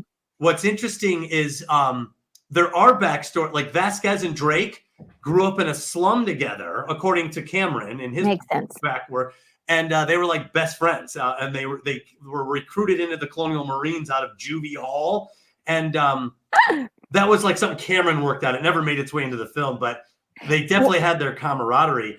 The other thing Yes. that ties in Blade Runner, when Ripley's in that what is it, the hearing, the deposition or something, and it's got like Parker and Kane in the background of Yes. that screen. Yes. I think it's Dallas. If you read through his bio, it mentions the Tyrell Corporation Mm. from Blade Runner. Mm. So, like, apparently thought- he worked there previously. I thought I heard that from somewhere. Yes, and Lambert, if you read her bio back there, was born a man. She's transgender. She was born a she is man. transgender. Yeah. Yeah, she's transgender. Yeah. Yeah, it's which you have to read it, you have to find it, but it's there. Yeah. What are the worst parts of this movie? The worst parts. The worst part. Yeah. When it ends. Yeah. Well, I would say if there's any part I would cut, Mhm. and it was cut from the theatrical. So I watched the director's cut. That's the only cut I can watch anymore. However, there's one segment I wish they still removed, and it's the segment where Newt and her parents go out to the derelict spacecraft, and it jumps on her. Okay, yeah. That's the only one I don't like. Every other scene that was added, I love it. I love it. In fact, while I was rewatching it, there's that scene that's in the director's cut where Ripley's sitting in the park, the fake park, and Burt comes in. And it's funny because I was like, there's a little clue that he doesn't care about people. She's like, did you find anything out about my daughter? And he's like, I really think you should focus on the deposition. Here's this, here's that. I'm like, and Ripley waits him out, and then she's like, have you heard anything about my daughter? So I was like, man, that's a good clue. Yeah. It should never have been cut because it shows that there's a maternal tie for Ripley. Mm-hmm. 2, it definitely demonstrates in a very subtle way that Burke doesn't care about people. He cares about something else. She's asking him a pretty big question, a personal question, and he just skips over it. So I was like, man, that's such a critical scene, actually. It does a lot of work, that scene. But anyway, yeah, the face hugger on Newt's dad, that segment, that's probably the only thing I don't like, and it's only found in the director's cut. Yeah. Yeah, I don't care for the director's cut at all. Really? Yeah. I did not guess- watch I watched the theatrical cut. So. Yeah, and no, I'm like hardcore. I mean, I guess I like the theatrical because that is the experience I had in the theater, and when I saw it as a little girl. And also, I know that there's one little scene that they added where there was a pod in the at the end of the movie to suggest that it was released into um, into the ship, and somehow somebody got impregnated with this pod. And I just like the original one that I saw. I guess I did see those other scenes, and it wasn't really exciting. I was like, oh, that's cute, adorable. Yeah, I like both versions, but I do like most of the added footage in You do. I love the sentry guns. Oh yeah, you know what? That is quite an incredible scene. Yes. Yeah. Yeah. That one is awesome, and it heightened a lot of tension. And it shows, now that I could see it in 4K, it shows that during that assault with their acid blood splashing everywhere, that it opened holes, including the ceiling, and that's where they went. Yeah. So it actually gives you a clue on how they got up in there. I did like that scene in the park. And I didn't mind the scene on LV-426. The one thing that the theatrical version does better is it does not show you Hadley's Hope until you arrive with the Marines. And there is something awfully scary about that, of having no information, no clue, and just showing up and it's like a completely abandoned ghost town. That's pretty freaky. Yes. I think Tom McCrat, I agree. Tom McCrat, I would probably not add the That's the hardest part of the director's cut, is the scenes on LV-426. Yeah. It was better having it all a mystery. I thought it was interesting, a little bit of information. I was like, oh, so that's her family. Oh, so that, but it didn't complete anything. It didn't do any extra things for me. And that was like a decent conversation with Ripley, and I did love the way the park looked, that whole the visual of it. I thought that was really cool. I was like, oh, okay, so that's how you would, the future parks might look. But I don't know. I thought, and there's something about the theatrical that just kind of puts me right back in the chair again. Oh, that's awesome. And I'm like watching it with my mom. So, and my little brother too there, he was only 4 and he loved it. Yeah, I remember in 1992, I think, is when, was it 92 or 93 that Alien 3 came out? Is that 92? Oh, I don't remember. Alien 3? But I just remember I was in high school, so I was finally old enough to go to like the movies. 92. I was like, man, I can't wait to see Alien 3. I loved Aliens. I was obsessed, according to my mom. And man, what a letdown. I remember being so let down. Yeah. Well, go ahead, finish retro. Well, I wasn't inspired to see 3. There was just something about the advertisements and everything. I was like, is that going to be good? And when I finally did see it, I can't really remember much of it, because I was like, oh, except for the end where she dies. It was like that was it. I was like, oh gosh, oh, spoiler. I knew I was in trouble, because while I sat down, I was like, oh boy, here we go. And then they show an egg opening during the credits, and I was like, how'd that get there? Right off. And then they're like, oh yeah, Newt died, Hicks died, and Bishop's gone. So I was like, I'm out. You completely lost me in the first seconds of this film. And there was a deleted scene of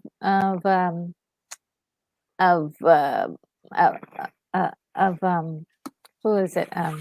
There's a deleted scene where Ripley brought Bishop back to life, and he's like squirting, and it's just so gross.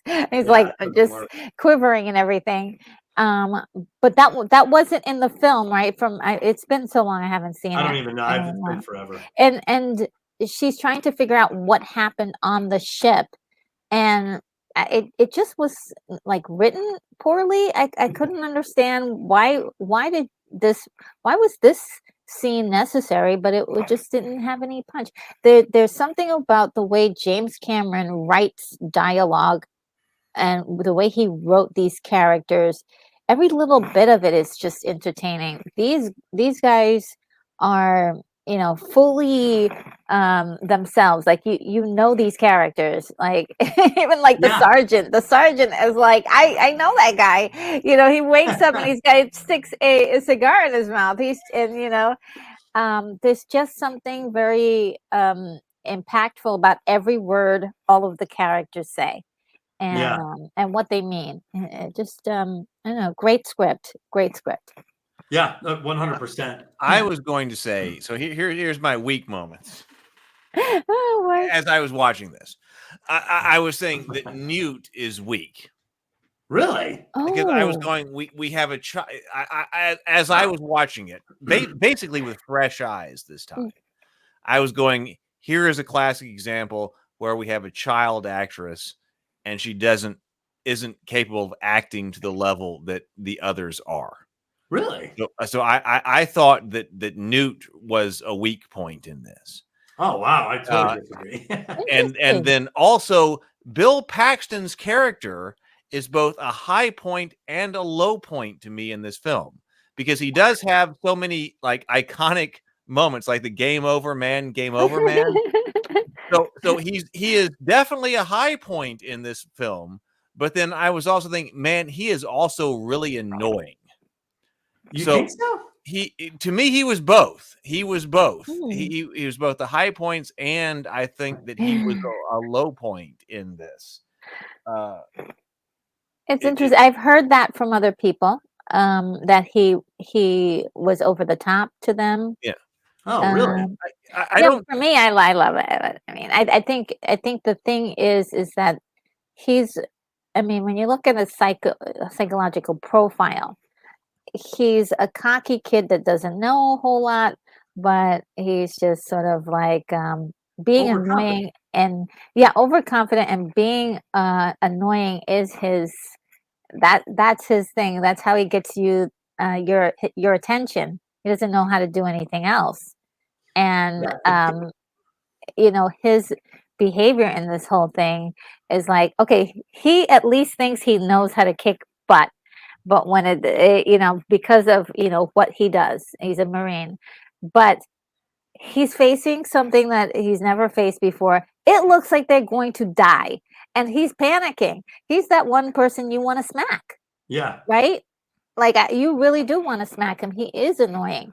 And I think that's the whole point of him, is to be that guy you want to just shake him. And in many ways, Ripley does say, like, hey, straighten up. And he's like, okay. Well, in a way, I find that to be intentional, because as he loses control, he's speaking in a way for the audience. Hey, man, I don't want any part of this. Yeah, right, man. Bishop should go. We're all thinking that, but you can't act like that. You can't say that if you're a Marine. But because he's losing control, Ripley's the one that kind of comes in and restores order.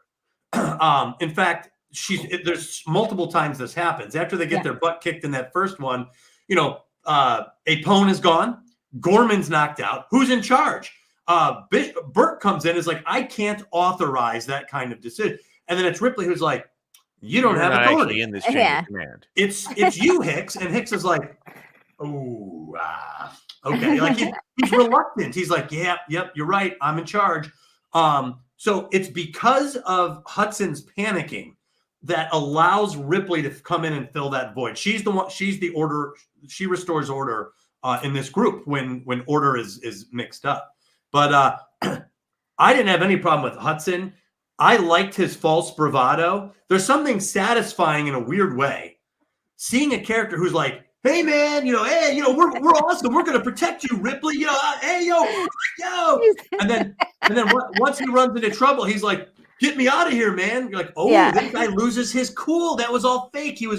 So there's something satisfying in seeing him brought down. And then on the reverse, it's equally satisfying seeing him redeem himself with a great heroic last stand. And it's a horrifying death, in my opinion. The way Hudson goes, I'll never forget it. I get it. Sable Phoenix for $5. Thank you very much, Sable. Says Paxton's character is basically audience, same as Lambert in the first one. Yeah, I completely got that. Yes. Yeah. I didn't want to slap Lambert. Like that's the difference. That with Bill Paxton's I character, did. at some points he was the high point of the film, and at other points I was like, "Damn, like you're Somebody a grab Marine." Yeah. Like, so I don't ever remember feeling that way about Lambert, and that's why I put Paxton as both the high point and the low point. Yeah. Man, it's hard for me to say Paxton's a low point. To me, this was an iconic role for him, and Oh, BGD says he kind of wants to as slap unforgettable Lambert. as it could be. I wanted to. But you know, to me, pretty... they were all just space truck. In the first one, they were all just space truckers. Yes. You know, yes. so what's their response? But like in this case, they're supposed to be Marines. So James for $5 says, we've discussed this before on the channel. Order is typically a male trait and chaos is a female trait. Hudson and Ripley turn this on its head. Oh, interesting. Yes. Bacon. Oh my goodness. So good. Yeah. Well, by the way, in my Heroines Labyrinth, I agree with that. Chaos has a little bit of a negative connotation. It's really complex patterns that heroines are drawn to. So, and Ripley does employ chaos when she opens that bay door at the end. So she definitely has a chaotic streak to her. It's the helpful chaos in this one, but it's complex patterns that appear to be chaos that usually heroines are comfortable with. Yeah. I mean, the one thing you need that person though, and maybe to the degree, you can probably weigh how much you want a person like Hudson to be around. But I thought for me, it was like, he's been through a lot. We know that. We heard them talk about how many different experiences they've had with other life forms. And I'm trying to figure out, this is something that they've never had before. Everybody's paralyzed. Right. Nobody knows what they're doing. Even the most confident of them, Vasquez, is scared. Everybody's freaking out. And so it really, I mean, that's why I love the way these actors are portraying their particular characters. They're in deep doo-doo. Yeah, and the film delivers that. It really and Vasquez loses her cool when Drake. She loses it. Yeah, she was trying to save him. She saw the alien. She was like, Drake, and she shoots it. Yeah, and it splatters him with acid, and she's watching him melt, and she loses her cool. Hicks has to be like, forget him, he's gone. And almost, it's the equivalent of a slap, like snap out of it. Yeah. And she's a little combat ineffective right there. So even Vasquez loses her cool a little bit. Now, much more heroically, I don't think we fault her as much as we might someone like Hudson, who appeared cowardly at times. Yeah. He came back, though. He came back. But he redeems himself. And there's little moments, too, that I appreciated. Like, there's a scene where Ripley kind of gives him a stern talking to. She's like, Hudson, cool it. We need you to get out there and do this thing. And she's like, Hudson, just relax. And he's like, he takes a deep breath. And I'm like, that's such a simple scene. Yeah. But that lets you know he's still in the fight. Like to Heath's point, if you found his losing his nerve annoying, he is trying to steady himself. So there is a little bit of an effort to kind of steady himself off through that middle part. Yeah. Before he lost his nerve and before he redeemed himself, where Hudson is rather stable. He's the one that killed the face hugger that was attacking Newt. He steps his foot up and he shoots that thing, and he pounds it with like maybe too many rounds, but it's just like it's like, okay, you can stop now. I think it's dead. What's funny is there's actually a bad edit there. He's shooting that thing, and you can see his lips. He says, "Will you effing die?" But they dub it out. You could just see his mouth moving, and then they cut real quick. I don't know if you noticed that, but I never noticed. Yeah, there's a little weird edit with him there. I wanted, and it was what Jane. I wanted so much more out of the acid blood. The acid blood is so important and layer fear. James says you brought a military outfit for combat these things, but shooting only causes more problems. And I really thought that should have been a bigger deal in this movie, because they shoot up a lot of aliens in this At close range. Yeah, and really, I mean, one person gets acid, and then later the Hicks isn't Hicks who gets it on his body armor, and they get it off. Like, I really wanted that to be a much bigger deal. So when we're talking about the change between the Alien and Alien to Aliens, like when they start shooting up some aliens, I wanted to see some consequences of acid. Like that was one of the. I mean, and I do like this film. I mean, I'm a huge. I'm a proponent. Oh no, you're absolutely right on this. But on this level, like when I was watching, I was like, oh my God, they're filled with acid. I wanted to see much more consequence out of the acid blood. I want to see much more of that. See, I didn't have a problem with that either. There was a lot of consequences with the acid. No, I know. I didn't think there was enough. Like one guy gets acid burned, and then Hicks has it on his body armor, and he gets it off. But no, I mean, there's more than that. They start shooting like that. I wanted to see like the whole thing. I wanted to see the metal around when they were shooting them, like getting acid eaten up. Like, I wanted you to know immediately that, like, if you're going to shoot these guys, they need to be at least 10 meters away, because everything that, like, is within like a couple of meters when you start blasting these aliens gets covered up in acid. And that just was not as much a factor in this movie as I wanted it to be. Maybe it could have been better, but first off, Drake dies from an alien exploding in close range. He's dead. He's one of we like Drake. He goes down. Two, when the alien attacks the APC, he goes, "Eat this," and he blows its head off. That acid lands on both Vasquez and Hudson. They get burned. Yeah. Secondly, when Ripley's making her escape in the APC, she runs over it, and the acid blows up under the transaxle and destroys the APC. Two, it hits Hicks when he's in the elevator, and it starts burning him. It takes him out. It reveals his armor. Right, it burnt. Well, but it injures him too, because it goes into his armor, hits his chest. That's why Hicks couldn't come with her to save Newt at the end, and his head was bandaged. He was out of commission, so acid took out him as well. And there was another one. Oh, Vasquez, she shoots that thing in the head, and the acid falls on her leg, takes her out of commission, which brings Gorman back. So the acid took out several of these things. I thought it had a big role in it.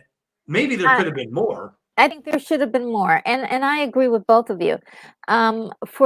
If they were doing this movie today, I think that would be something like, okay, we need to affect more of the area where there's this explosion of acid.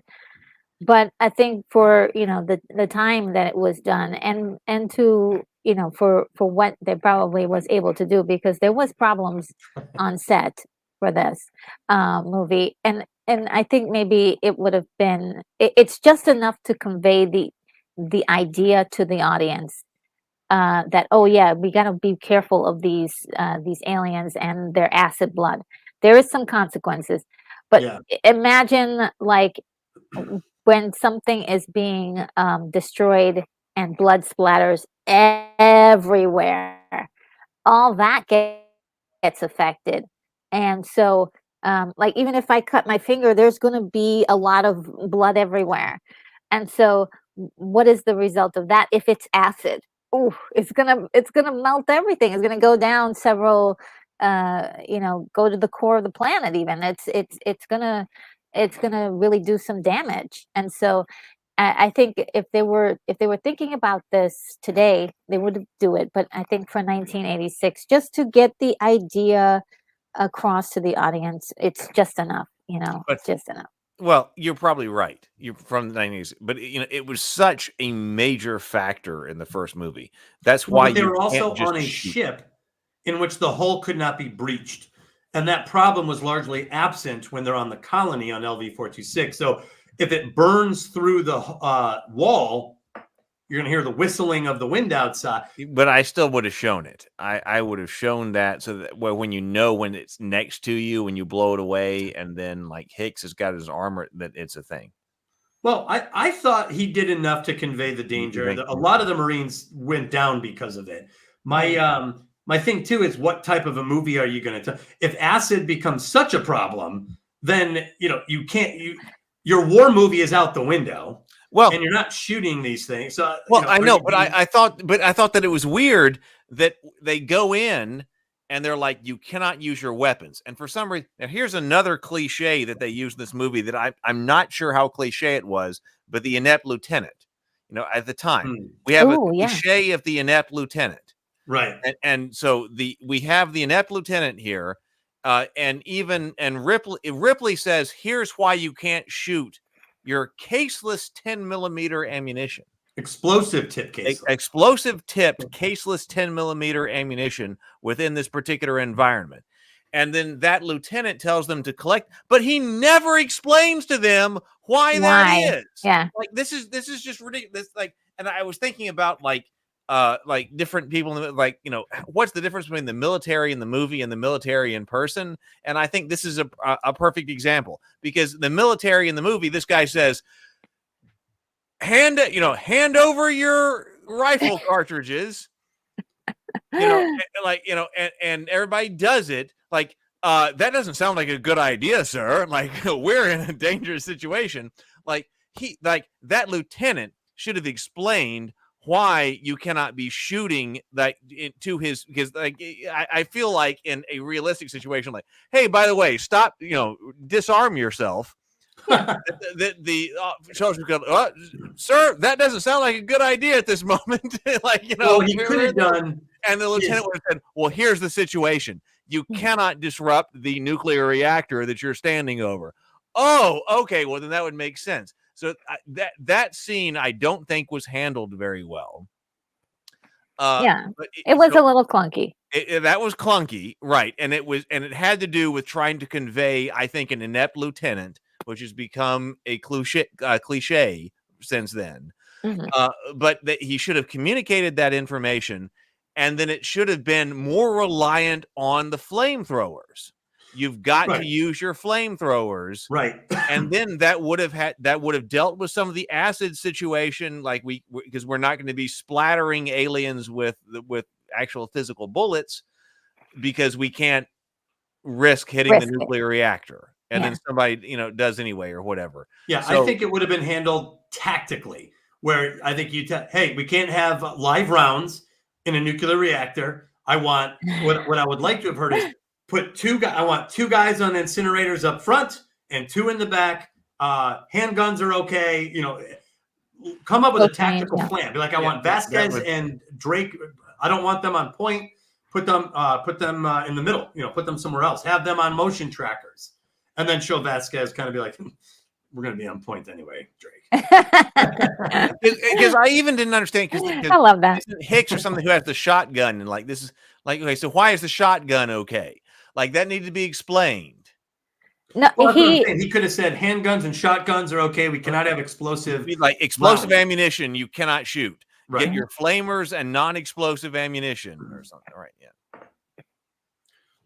Right. Well, and then both shotguns and handguns are more for close quarters, which, if you have acid for blood, become a problem. Become a problem. The incinerators are really the answer. Yeah.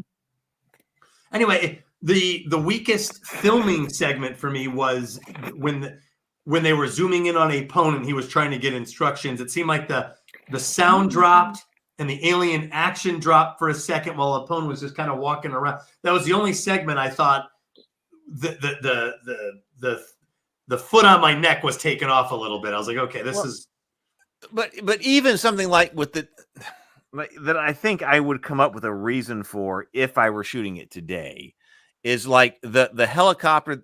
Okay, now you're talking about parts of the movie that looked wrong. There were definitely things that flew that looked like they were models. I mean, when I was looking today, there were issues with things looking like it's models, and the rear projection screen was definitely there. But even like when that xenomorph was on board the flying thing, when they should have gotten out. They should have gotten out at that point. The woman should have flown over on that craft and gotten them out of there. But there was a xenomorph on board that craft for no really well explained reason. Well, they left the no down. I mean, I think the reason why the xenomorph is there is because the queen sent him. they're really like super smart. These creatures, they knew everything that they anticipated almost everything that they were going to do. And that was because the guys before did it. And remember, Newt says, yeah, she's, she says that none of this is going to work because she's experienced all this before. Well, and they left the ramp down. They show Spunkmeyer running in. He's like, wait, there's something down here. Yeah, and I didn't have a problem with that either. Oh, I would have. That was a drone that was sent out by the Queen to kill those guys. I would have made that more explicit, Retro. Okay. I thought it was fine the way it was. Just that because to me it seemed like the ramp open. You're not really guarding it, and this one got out in. of here on the helicopter. What's that? Oh, say that. I was going to say that how would they obviously get out of here? Because if that helicopter or that flying machine shows up, then they're out of here and they're successful. They get out of here.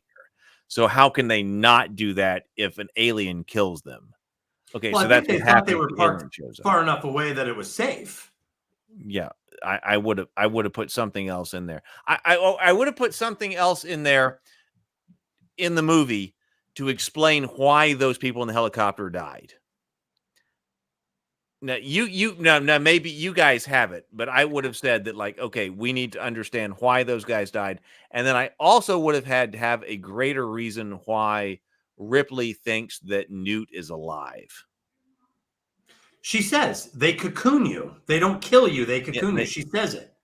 Yeah, you have to be you have to be She says to cocooned Hicks, he's and pulling her away, and she's like, "They don't kill you. They don't kill you." But sometimes they kill you. yeah, they kill a lot. I mean, they kill a lot for just the heck of it. But they don't. They kill. They. That's the part that's scary about the aliens. You don't know when they're gonna use you for their eggs or if they're gonna just kill you. Well, right. But if you don't know, then Ripley wouldn't know. Like, for the important part of the film is that Ripley knows she's still alive. But think about it. The alien comes up in the water, which is a great creepy scene. Yeah. And then takes her away. So she would have seen if the alien bit her. No, right then and there. So I think the alien abducted Newt and disappeared because all there was the floating head. Yeah. So they also do the same thing to Hudson. He didn't actually die in it. They took him away. They also took Burke away as well. So he could be. So all the people that they take away, even that first officer, private that they took up in the ceiling, the first one to get attacked, Dietrich.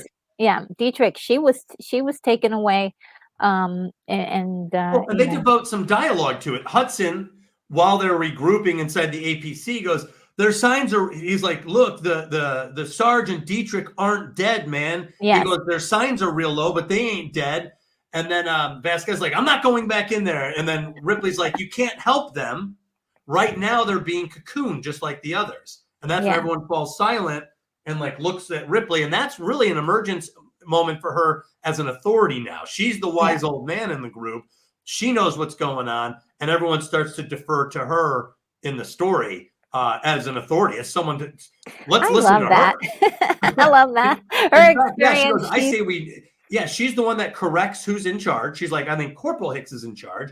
And then she comes up with the plan. I say we take off and nuke it from orbit. And then Hudson is like, F&A, man, I'm with her. So immediate legitimacy to her authority and command style. I didn't know they were carrying nukes. Well, yeah, I didn't actually, in the extended version, that was another issue. I mean, I like that scene, but if I were rewriting that, you would know that they were carrying They nukes. say it in the director's cut. Okay. In the director's cut, Hudson goes through exactly what they have. He's talking to Ripley. He's like, hey, Ripley. He's like, he's like, me and my friends and Marines will protect you. He goes, we have guns. Yes, that's so funny. We have sentries. He's like, we got sharp sticks. And then that's when Apone is like, all right, enough, Hudson. Enough of you. So he does. That's an important difference between those two, because I watched the theatrical cut. Right. And in the theatrical cut, the idea that they have nukes just kind of appears. or atomics. If it's Dune. I'm not. I'll have to see it because I thought I knew that. See, this I is knew that also they the had future. nukes, but I didn't know when they were going to use them. My impression was we have nukes in 1986. So in 2194 or whatever, and it also seemed very strange to me that a corporal was able to authorize a nuclear strike. Like that seemed very strange to me. Well, I think given the circumstances, and you have those weapons, and he's under military jurisdiction, and he's in charge. Who else can belay the order? Is there anyone above him that could say, "Nope, we're not doing that"? I guess Gorman, if he wakes up, because he's a lieutenant. Well, I mean, right. Like, if you're not an officer, can you be a commanding officer? You sound a lot like Burke. He's just a grunt. You can't give that order. I mean, that's true. Like if you need a commanding officer to authorize a nuclear strike, does a corporal qualify? I think if he's the height of the chain of command, yes. Yeah, no. Height of the chain of the command does not mean commanding officer. Well, remember, he's not authorizing a strike on like Moscow. You know, he's authorizing a strike on a no commanding officer. But if you're a corporal, you're not an officer. Am I wrong about? I could be completely wrong about that. If you're to me, a corporal is not an officer. Let me look this up. They're the Colonial Marines. Okay, so let me look this up. So, I think because he's the only one left alive. Okay, yeah, a corporal's not an officer. A corporal is so part if you need an officer to order a nuclear strike, the corporal will not work. Okay, says the corporal is the base. So this is Go Army. This is right, non-commissioned. Right. Yeah. So this is I think they changed the rules in so maybe. Well, a lieutenant is one of your first official officers, right? So right. This, according to the Army, which is not the Marine Corps, I don't know, but corporal is the base level of non-commissioned officer ranks. Right, sergeant or master sergeant, I think, is the high. Am I right on that? Sergeant, you can't go above sergeant on the non-commissioned side, right? And then lieutenant is the first tier of the officer rankings, like Gorman. And so for those of you who don't know that you go to college to become an officer, you join the Army and you can go from private up to sergeant.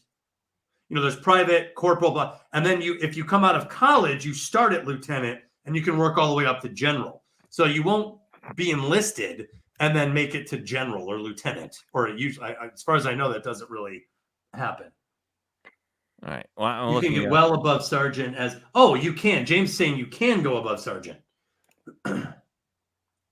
Sergeant major. Right. But you're still in the sergeant classification system. What I'm saying is you can't go above that. You end up being, I think, lieutenant. You have to start over in the officer corps. Well, it doesn't matter. I think this is getting to the. Well, yeah. I mean, here's the thing. Like in this particular, I know it's. Non-commissioned officer. I see what he's saying. So he's saying a corporal's so he didn't go to college, Hicks. He's not going to be a lieutenant. He's a corporal. He's a non-commissioned officer. And in the absence of any other leadership corps, the highest officer on duty is the corporal. Still an officer is what he's saying. Yeah. James says corporal is non-commissioned, still an officer. If he's in the field commander, he's the one who authorizes a nuke. Yeah, see, that makes sense to me. All right. So there we go. Thank you, James. That's good. It's interesting to clear that up because you can understand how these things are put together. That's why there's animosity between, I think what you said was a cliche, and the incompetent lieutenant. And by the way, we said in 1986, the fourth highest grossing film was Platoon, which also featured. Wow. Right. So Aliens was number 3. Platoon was number 4 that year. Platoon featured a similar guy. The guy from Ohio State, the lieutenant. I forgot his name in Platoon, but he's similar. He's, polished, clean cut, kind of green, leading the platoon out there in Vietnam.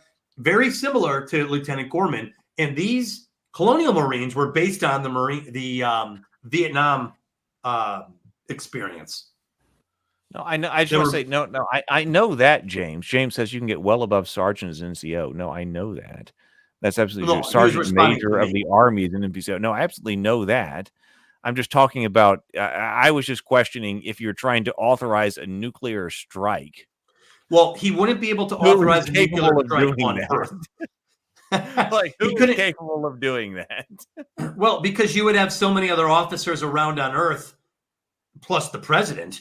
But I think out in these regions where it seems like nukes are just part of the arsenal, in this setting, I think he could. But okay, but so we're saying from the perspective of the movie, which is what I was talking about, that the movie and the director's cut established that they're carrying nuclear arms. Right. But that was not present in the theatrical cut. I watched the theatrical cut.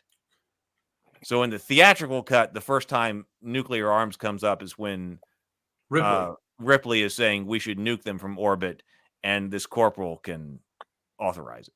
Yeah. And Hudson gave it the stamp of approval right away.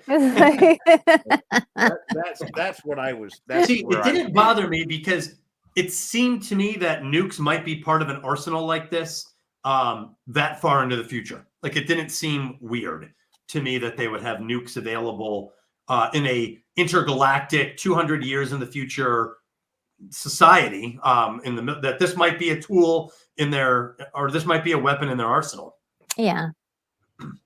I mean, a mentioned lot of things could have changed from the date that's present here to the date that's the movie set in. So yeah, and I think that that's fine, but I'm just saying that you should establish that in the movie. Oh yeah, no. Well, he did. It just got cut. Okay, what the script established it. But that's an important distinction. If you cut that from the theatrical but I don't release, think it was that important, or else he wouldn't have cut it. Is what I'm saying. It's important in maybe a total view, but not. It's something that if you cut it, I think the audience can still go along with it.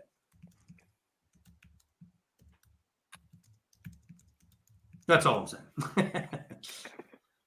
And nuking them from orbit seems reasonable to me. You know,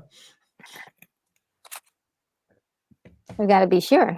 Gotta be sure. What else is there? I don't know. I mean, that might have been it. Well, anyway, it's the idea. I think the concept here was that you're up against the military. This isn't your slasher style horror genre that we got in Alien. In fact, the tagline for the film, if you look at the old advertisements, it said, "This time it's war."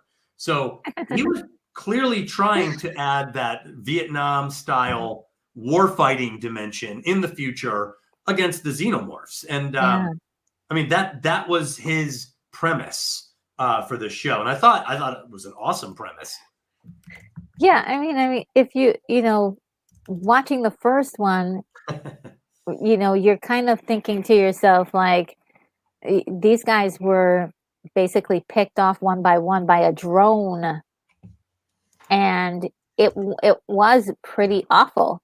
But then you're like, oh well, now the Marines are gonna get in there and beat them up, and yeah, we're gonna get some, we're gonna kill some aliens, and that was sort of like this kind of thing that kind of got you like excited about the story, and it kind of felt like that for a while until they realized that the aliens were really smart and also had some luck on their sides as well.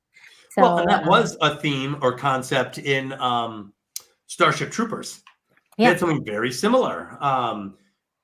In fact, it's kind of Starship Troopers is a bizarre movie, and it's very likable in a weird way. I feel like we should actually go over Starship Troopers. Yes, Starship Troopers. Oh, please let me know when you guys are going to do that one. It's so good. I feel like we should.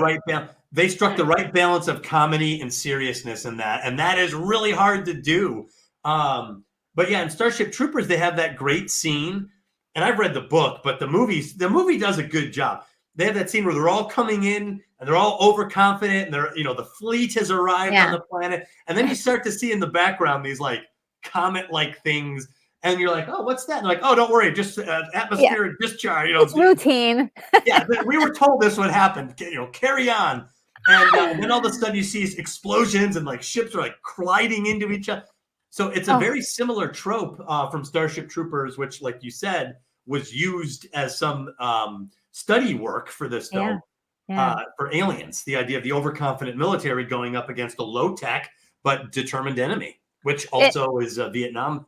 Yeah, we would have to do that. We would really have, that would be another one that would actually really have to be on the list for study from a literature perspective, so that we understood the literature of Starship Troopers, the book. It's so deep. Robert Heinlein.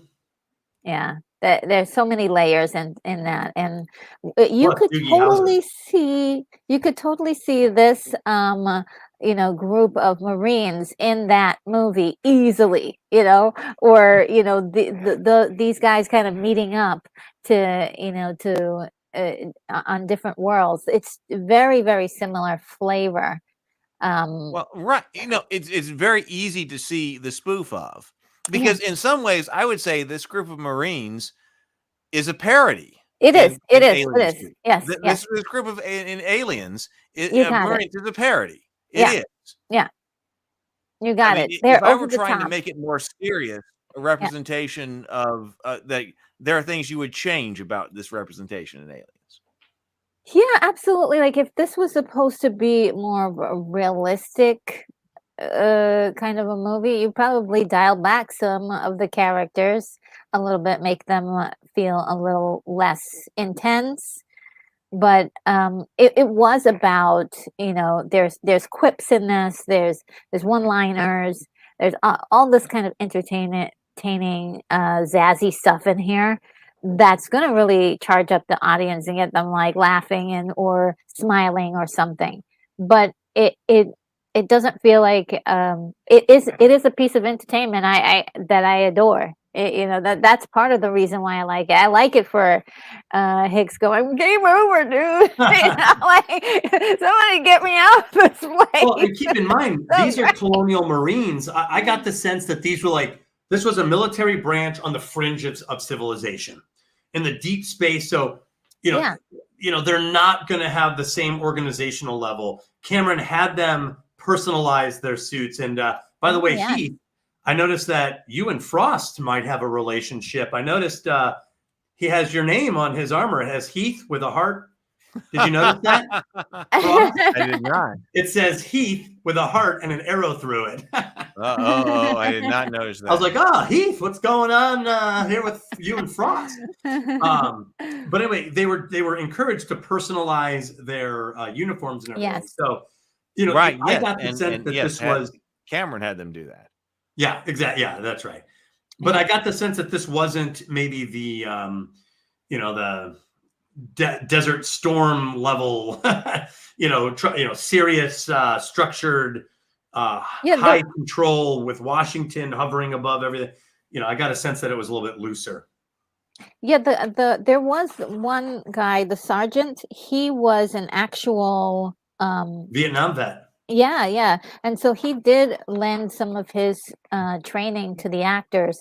And I do believe there was an actor who was going to play Reese, but he got kind of kicked. He got into some trouble on set. He had drugs on him or something. Yeah. And so, I mean, luckily we got Michael Biehn at this iconic character. What's his name? He played the dad in Dexter. Dexter's dad. That was who it was supposed to be. That guy. Yeah. This guy, I think, what was he in Streets of Fire or something like that?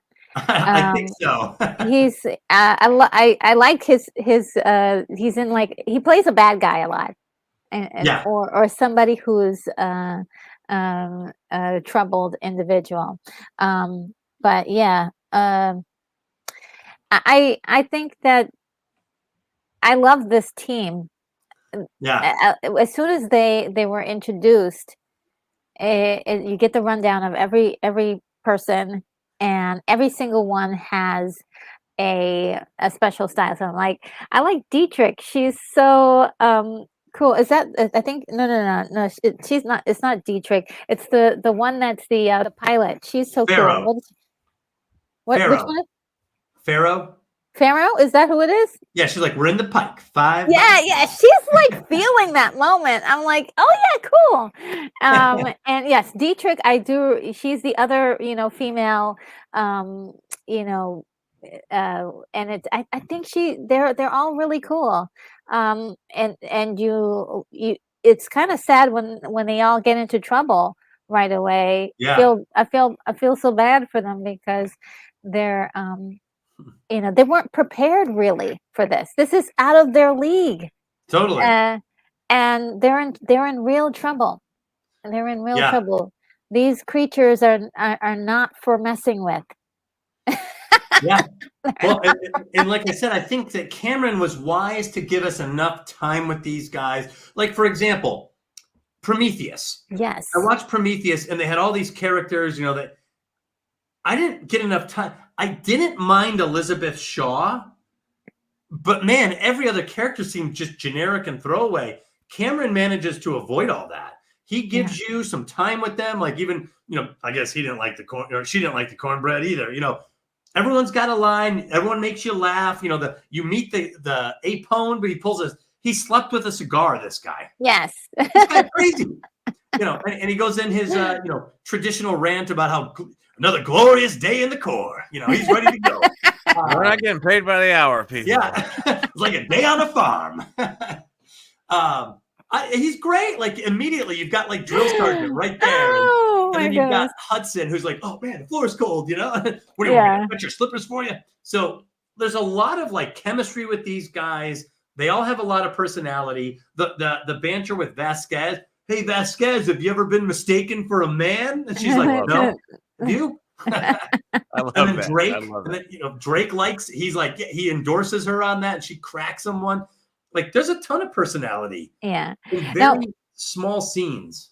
Yeah, I mean, and just playing off of her, Ripley, and the team, and how she's not really part of it, but how she slowly kind of makes herself valuable to them, first by offering, hey, can I help out? I have a class 2 training in this, and so she actually helps, and they're impressed, and also like just kind of being there for them when everybody else kind of everything goes haywire. She's the one who steps in and saves them, basically, because everybody, no one else is going to do it.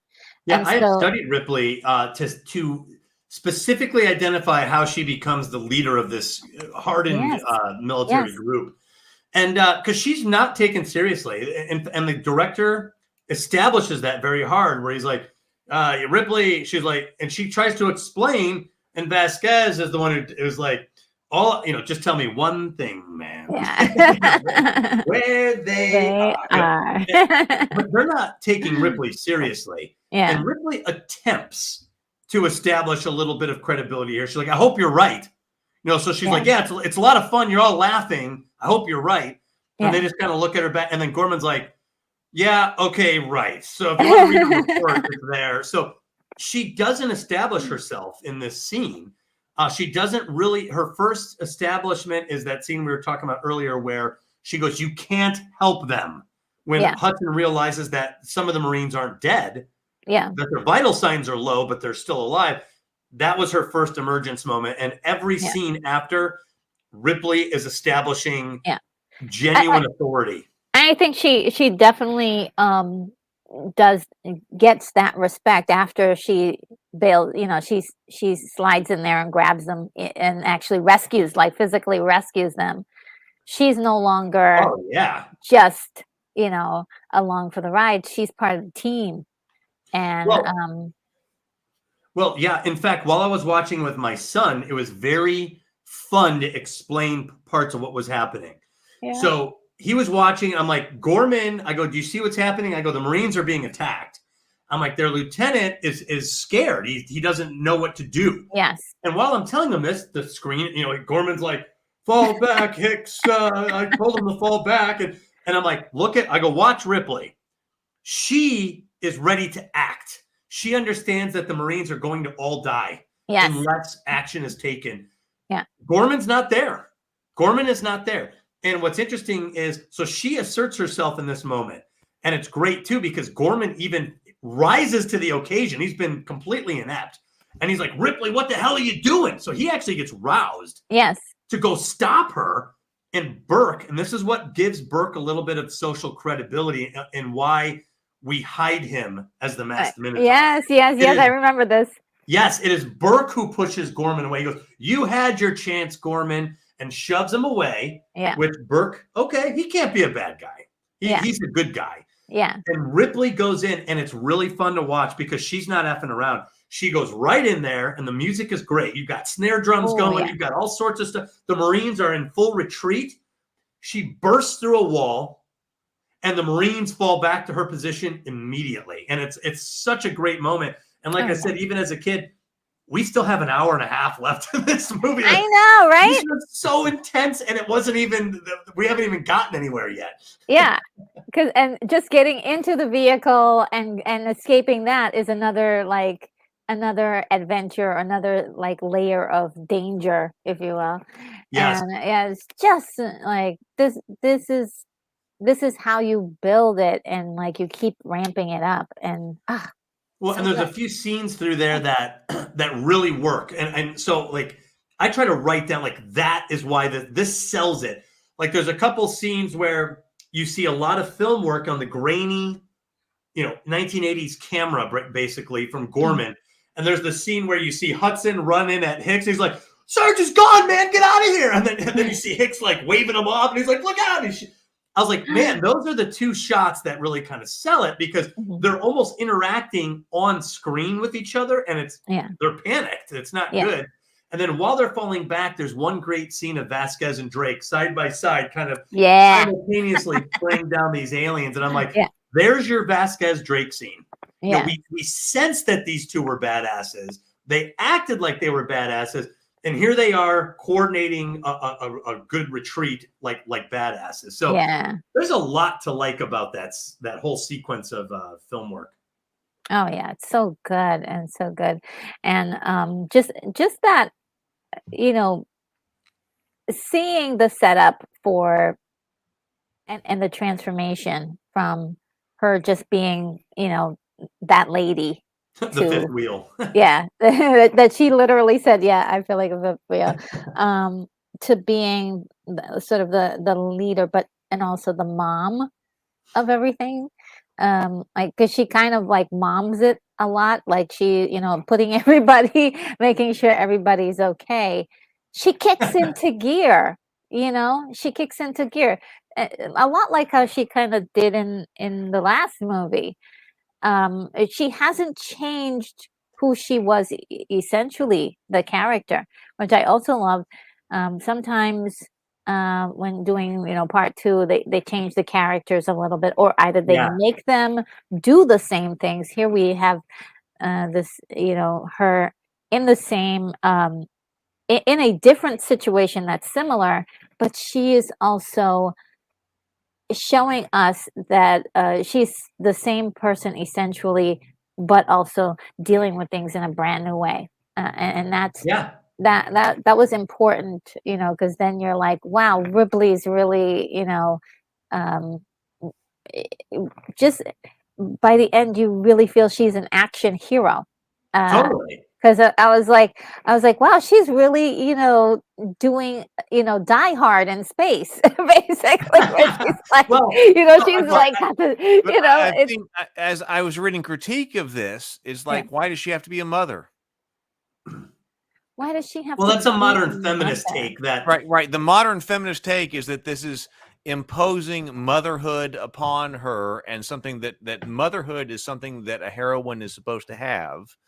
And this is a very heteronormative type of story, that where you have a woman who has a child and is interested in a man, and that this is a very heteronormative style of story. If you're going to have a heroine, why does she even need to be a mother? Why Oh. did they need to introduce? Well, I heard the same her as a criticism mother? about Sarah Connor, and Yeah. yet these are the two favorites. And I made my case passionately about why I defend Sarah Connor and how it really wasn't about. She wasn't just a vessel for John Connor. It may have started there, but it certainly didn't end there with her. I think that those analyses are very shallow, to be honest. It's not that they're not relevant at all. You can make that case, but I also think they're obviously missing something if these are very beloved heroines. They're missing something. So in Ripley's case, it was set up. She lost her daughter. It was set up in the director's cut. But by the way, Alien did not feature motherhood. She went back for the cat. She tried to save her crew. There was no mother element to her in Alien, and yet she behaved in a similar manner. Yeah. Like Retro said, there was anytime there's BS, Ripley calls it out. Yeah. In Alien, Parker's bitching and moaning about something. She's like, "Would you shut up, Parker?" And she gets really mad at him. I love that scene because you're like, "Ooh." She's not messing around. Yeah. She calls out Ash. She has a physical confrontation with Ash. She presses Lambert and Parker toward the end. She goes back for the cat.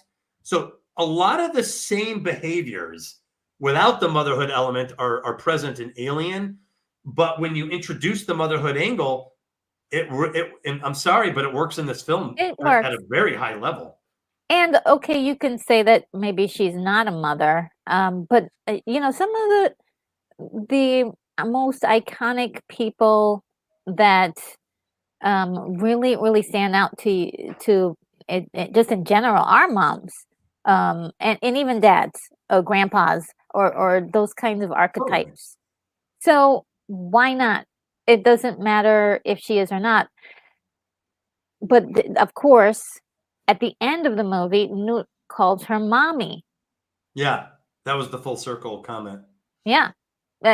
She calls her mommy. And so if you didn't know that it was, like her becoming a mother at that point, there it is. And then also you've got Alien Mom and Ripley Mom, protecting baby Newt. And Alien Mom getting pissed off that all her babies have been killed.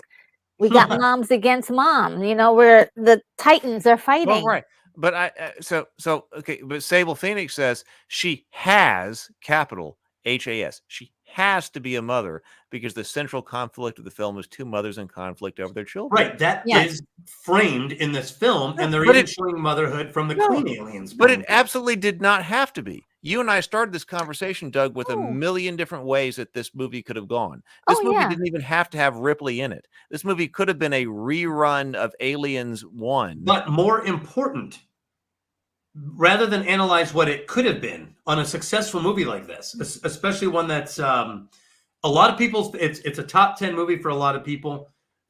I think it's better to analyze why it works than how it's flawed. Because how it's flawed didn't seem to matter that much. How it worked, there's information there that we could learn from. So I think it's important. I think Alien is an example where Ripley had no motherhood theme, and that film worked. Her sacred fire was survival. The fire of life. There was no motherhood element in Alien, and she behaved in a similar manner. This film, for the climax between a queen alien. And how many scenes do we go, ooh, man? Like when she points that flamethrower at the egg and looks up at the queen, and the queen looks over at her two drones, and the drones kind of back away. The Praetorian guards. Yeah. Yeah, we know what's going on here. And we love it. We love it. She is communicating mom to mom, and it works. So that was the theme of this movie, and it worked. It doesn't have to be a theme of every hero. Right. Okay. But see, that's what I was saying. That I was saying when Sable says it has to be a mother, I would say, no, this movie did not have to be anything about motherhood because we discussed at the beginning of the show. This movie could have been nothing about motherhood. The more interesting question, because it does not have to be a motherhood, it could have been a rerun of a horror movie where only men show up and encounter the alien again. It did not have to be about motherhood.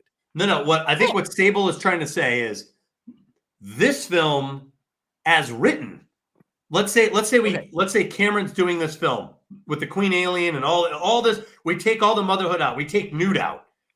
The film's not going to work. It's just not going to. That's the question I would say. That this film did not have to be about motherhood at all. They could have made a sequel to Aliens that had nothing to do with motherhood. And they have. Absolutely could have. Alien 3. But they made one that did have to do with motherhood, and it worked. Why? Yes. That's the more interesting question, because this did not have to be about motherhood.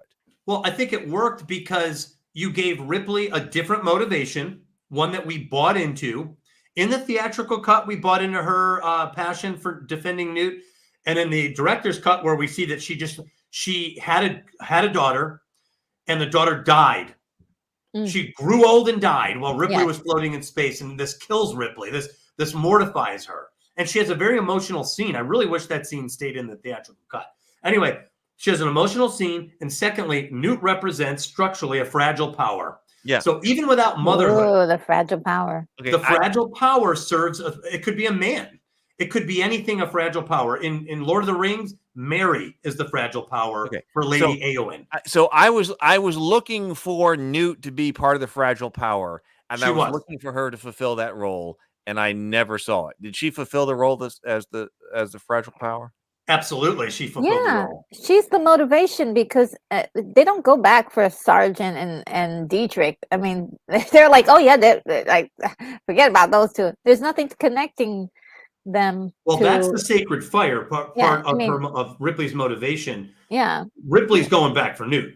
I think what Heath is acting is, did the fragile power activate in the moment of crisis? You've been telling me that the heroine often entrusts the fragile power with something significant to the story that allows. So where did that manifest? It seems obvious to me that Newt should play the role of the fragile power, but she never did in this movie. She does. So okay, then what is it? What is it? Okay, so the aliens come in through the ceiling. They catch the Marines. There's a major firefight, and the Marines are in full retreat. They're backing up. And Vasquez is like burning, and Burke was trying to block him. Vasquez is burning through locks and then resealing. She goes, whatever you're going to do it fast. Newt activates. She finds the secret door. There's a secret door that Newt finds, and it is Newt who leads the Colonial Marines out of that. She finds that little crawling space in which they're all escaped through. Newt takes point in this military operation. She's the one who saves them from the final stand in that terrible room that they were in, and leads them into the labyrinth, and she's in charge. Up ahead and to the left. This way. No, wait, this way. Everyone's following Newt. The Marines file in. Hicks doesn't do anything in this scene. He's just going along for the ride. Vasquez is your shield maiden. She's in the back, pulling up the rear, fending off It's a great scene. The Marines, you have Newt, the fragile power, leading them out. You've got Vasquez as a shield maiden, defending their rear. The rest of the characters are just along for the ride for the moment, until Gorman goes back from Vasquez and dies. It is Newt who saves them from a last stand moment in which they would have all probably died. And she does it by finding the secret door, another common theme, and she leads them into a clear-cut labyrinth, and she's the one who leads them out of there. It's one of my favorite sequences. Wow. Now, another thing, too, that she's there are quite a few different parts of the movie where she actually, helps them out, but that's the big one. That's the big one. Because you are watching Marines follow a 9-year-old girl. The 9-year-old girl is leading them out in a retreat, and it's a desperate retreat. Their annihilation is hanging in the air there, and the aliens follow them into these vents, and they get Vasquez, they get Gorman, they get Burke in this fight, they get Hudson. All those guys are gone, and they even injure Hicks with the acid in that elevator. Oh, that broke my heart. Oh, I know. Heck, he's like, I'm like, why? I know. He was so strong and ready, and then as soon as that acid hit him, he was like, "Oh, please help me!" And she's carrying him.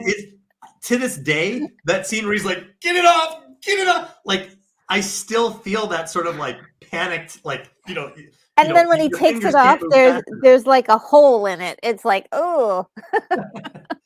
Yeah. So I just want to be clear. So as my understanding of the feminine's use of the sacred power is when the feminine hero entrusts something to the sacred power, which will later become significant in the story. Well, hold on. So there was an element in this where Ripley like told Newt that here's the way out, and you've got to do this. She entrusts Newt with their retreat. In fact, there's several times where Newt's running up ahead. She's like, it's right up here. And Ripley's like, wait, Newt, wait, hold on. She's trusting Newt to lead them out of this. And in fact, she's like, so knowledge she already has. What's that? It's knowledge that Newt already has. Right. She's the master of the labyrinth, which seemed like useless knowledge until suddenly it became vital knowledge for all of their lives to escape this torment. And if it wasn't for Newt, they probably would not have escaped. So that was a moment where the heroine entrusted Newt. Newt turns and goes, here's the secret door. Let's go. And then Ripley looks in there and flashes her light, and then she's like, okay. She puts Newt in charge. And the Marines, not only does Ripley entrust her, the Marines entrust her. And they go into a ventilation shaft to try to make this desperate escape. And then Newt is lost. So who's the Beast's ally? Hicks is the Beast's ally. He's the menacing warrior that becomes her friend and kind of her protector. He gives her the doesn't mean we're engaged or anything. He gives her I love that part. He teaches her how to use a gun.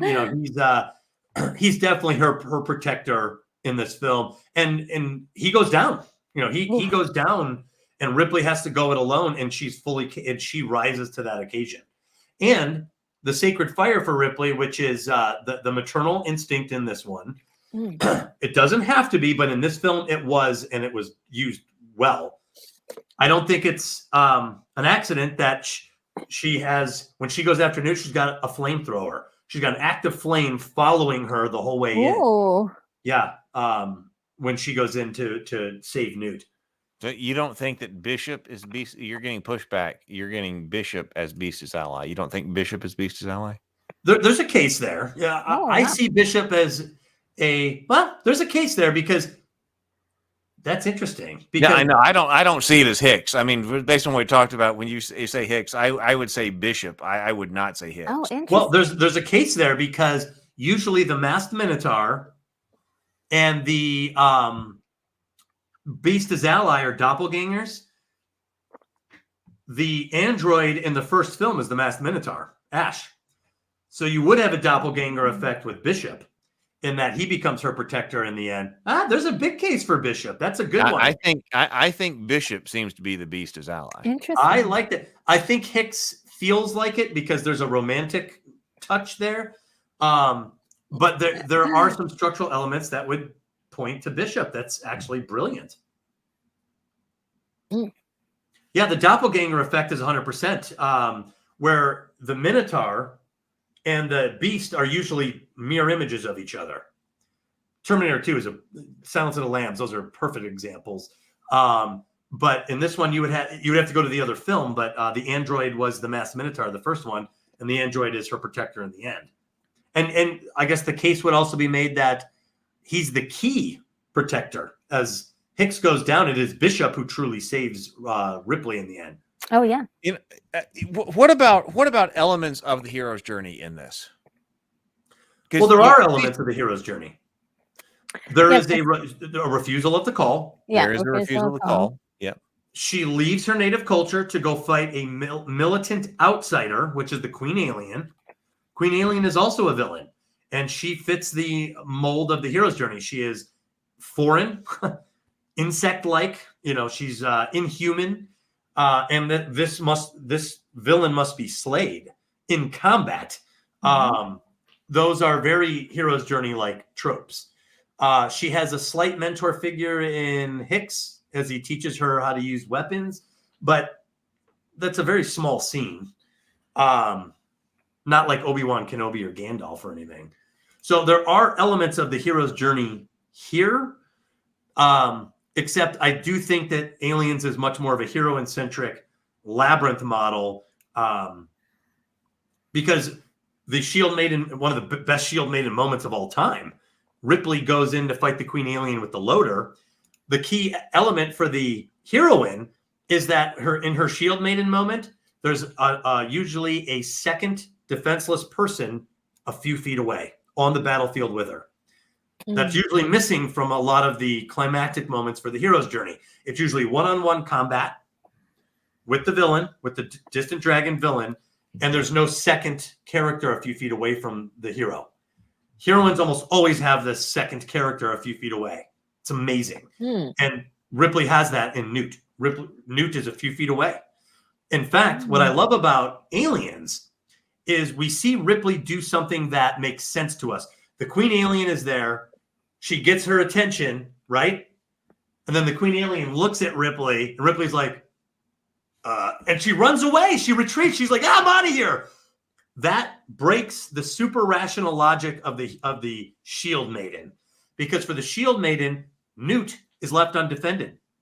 So while self-preservation might make perfect sense and be perfectly reasonable, it breaks the logic of the Shield Maiden, which is to leave a defenseless person unguarded. So what does Ripley do? She re-engages the battle space with the undefended person a few feet away and takes on this Queen Alien. It's beautiful. Well, and Doug, at that moment, do you want to talk about how she embraces the chaos of nature? Yes, the helpful chaos. She's fighting the alien, and the alien is very... And by the way, she uses a flamethrower even on the alien inside the loader at one point. So the fire is there still, the fire symbolism. But she fights this alien, which is great. It's actually great combat for a $17 million budget in 1986. Come on. This is incredible. It's not perfect, but it's pretty good they did a good job. The alien takes her down. Ripley's kind of out for the count. I always think of it as the goddess of chaos descends. Ripley pops that door and unleashes chaos. I mean, Newt almost goes out. Bishop has to catch her. Bishop almost goes out. The alien is destroyed by forces of nature. And I discussed this in the Black Swan aspect of hero-centric stories. We also have the symbolism of apocalyptic imagery, with a nuclear bomb going off in the background as Ripley is taking off. Yeah. So you have apocalyptic imagery. You have helpful chaos when she releases zero gravity. And there's even a scene. I don't know why I love this scene. She's coming up, the vacuum is still pouring out. She's coming up the ladder. And as she's coming up over the edge, this giant, 1 ton, yeah. Right by her head. I'm like, oh my God. She could have just died. But I love it. It's such a heroic ending for her. She does such a great job in that. Yeah, definitely. It definitely felt like a Die Hard moment. And she's climbs out and she's like, oh. I'm like, oh man. My God. Yeah, that's when we get Bishop's beautiful, not bad for a human. Yeah. Yeah. Yeah. But yeah, those are some of the hero-centric archetypes that appear in Aliens, and they're great examples. They appear on steroids. Jordan Fuzz has brought this up before, and we don't want to wait. So let me bring this up. Jordan Fuzz says, "I guess my question is why is it called the Black Swan? What is the meaning of the Black Swan? Can you, if you want to put another comment in the comments, Jordan Fuzz? But my question, why is it called the Black Swan? What does that mean? I didn't know where to put it when I was writing it. I kept seeing association between heroines and natural disaster, heroines and apocalyptic imagery, heroines and chaos. But I decided it's not really chaos because it's easy to say, I've heard this before, women in chaos, women. That sounds a little negative to me. Like women show up and everything falls apart or something. I don't think it's chaos. I think it's complex patterns that women are more in tune to. I remember reading a book and it was talking about explosions, which you think that's chaos. And yet explosions follow very specific laws of physics. Even hydrodynamics, hurricanes, all of these things, there's very complex patterns that are guiding this powerful force. So heroines are aware of complex patterns and seem to either entrust them or just be associated with them. I called it the black swan because in economics, they use this term for something that is unexpected. So you might have a highly complex system, and then and all the predictability models are working, and yet some weird complexity comes in and throws all these models off. Heroines seem to be aware of this much more than male characters. I just don't see this as much with male characters, but I do see it with heroines. And Ripley does trust chaos when she unleashes the vacuum of space. I mean, she could have killed herself and everybody, and yet her plan paid off. Robert for 499 says, could forbidden knowledge of the aliens as an existential threat be the sacred fire? That's what Burke tries to conceal and then steal. He needs it.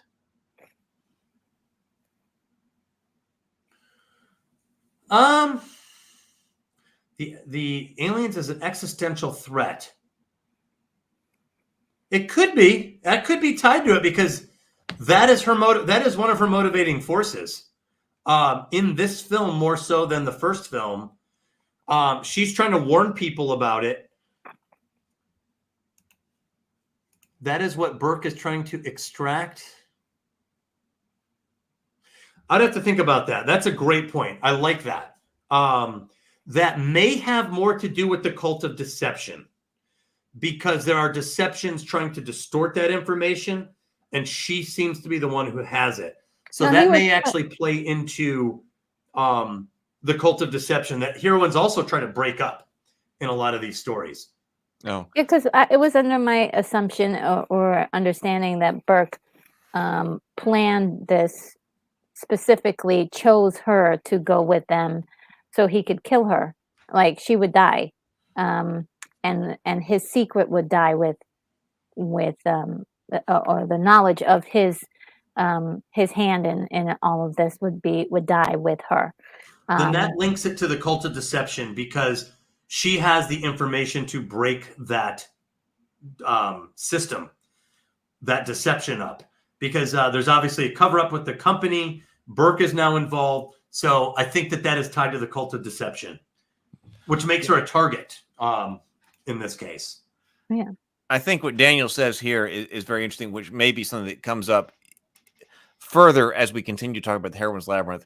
Daniel says, oh, that makes sense. I was kind of confused too, because in a story sense, Black Swan means the same as the masked Minotaur, as in from the Swan Princess, which is not the way that Doug is using this. Correct. The Black Swan event is something outside of everyone's control that comes in and changes everything.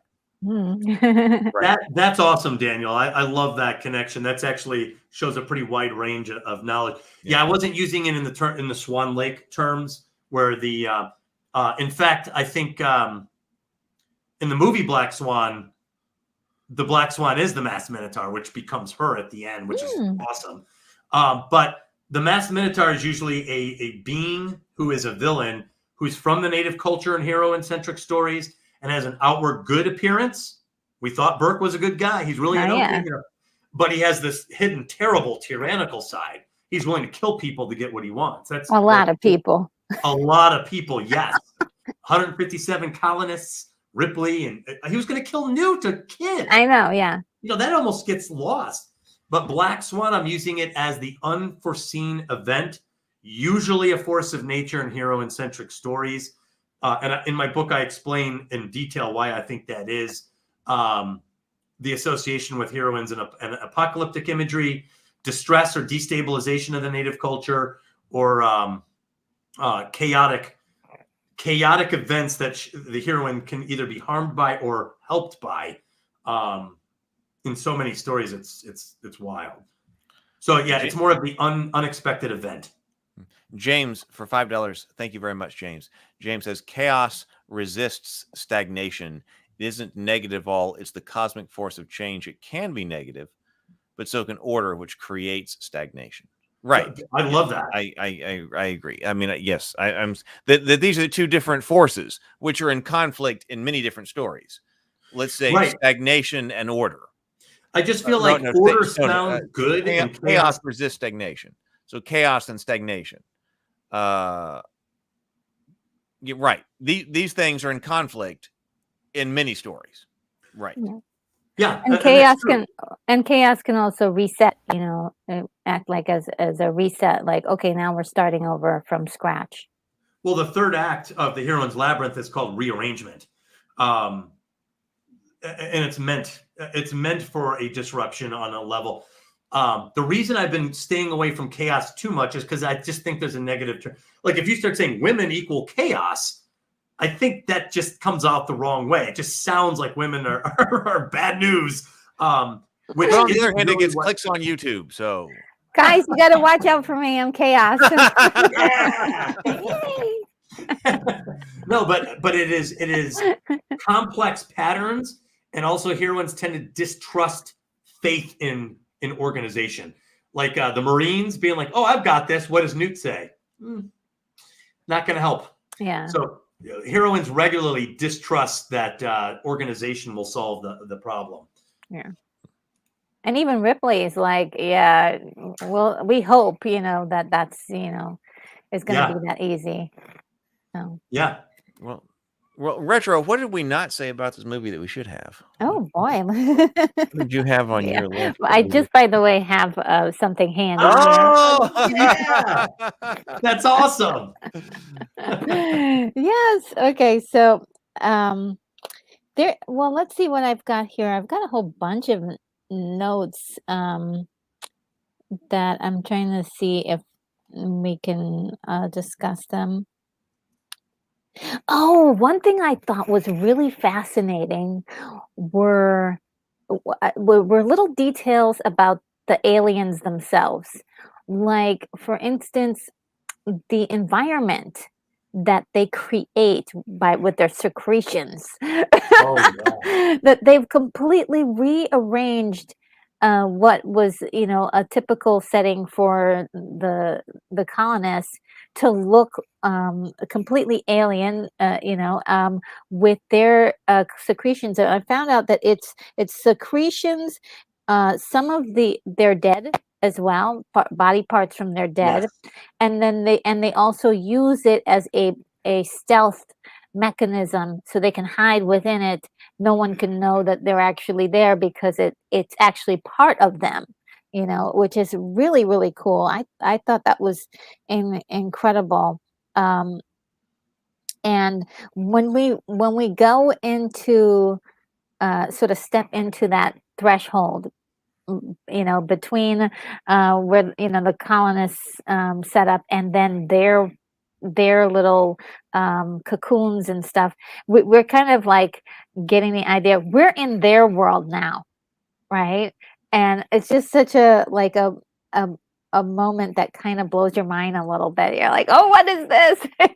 you know something is going to happen. And it not only just the color scheme of black, and it's shiny, and it's just ominous, lots of smoke in that area.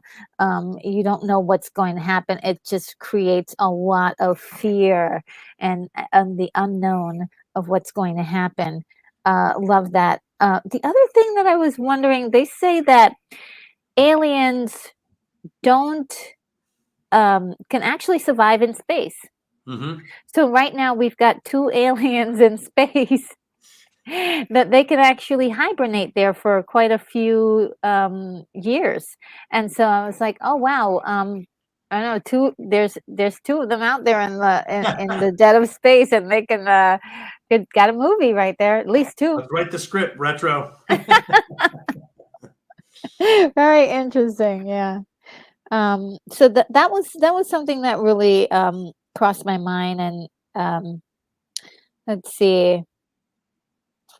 One thing real quick about the secretions and the resin. Oh, this movie does a great job. Their first introduction is the base, which is clearly disrupted, clearly damaged. There's barricades.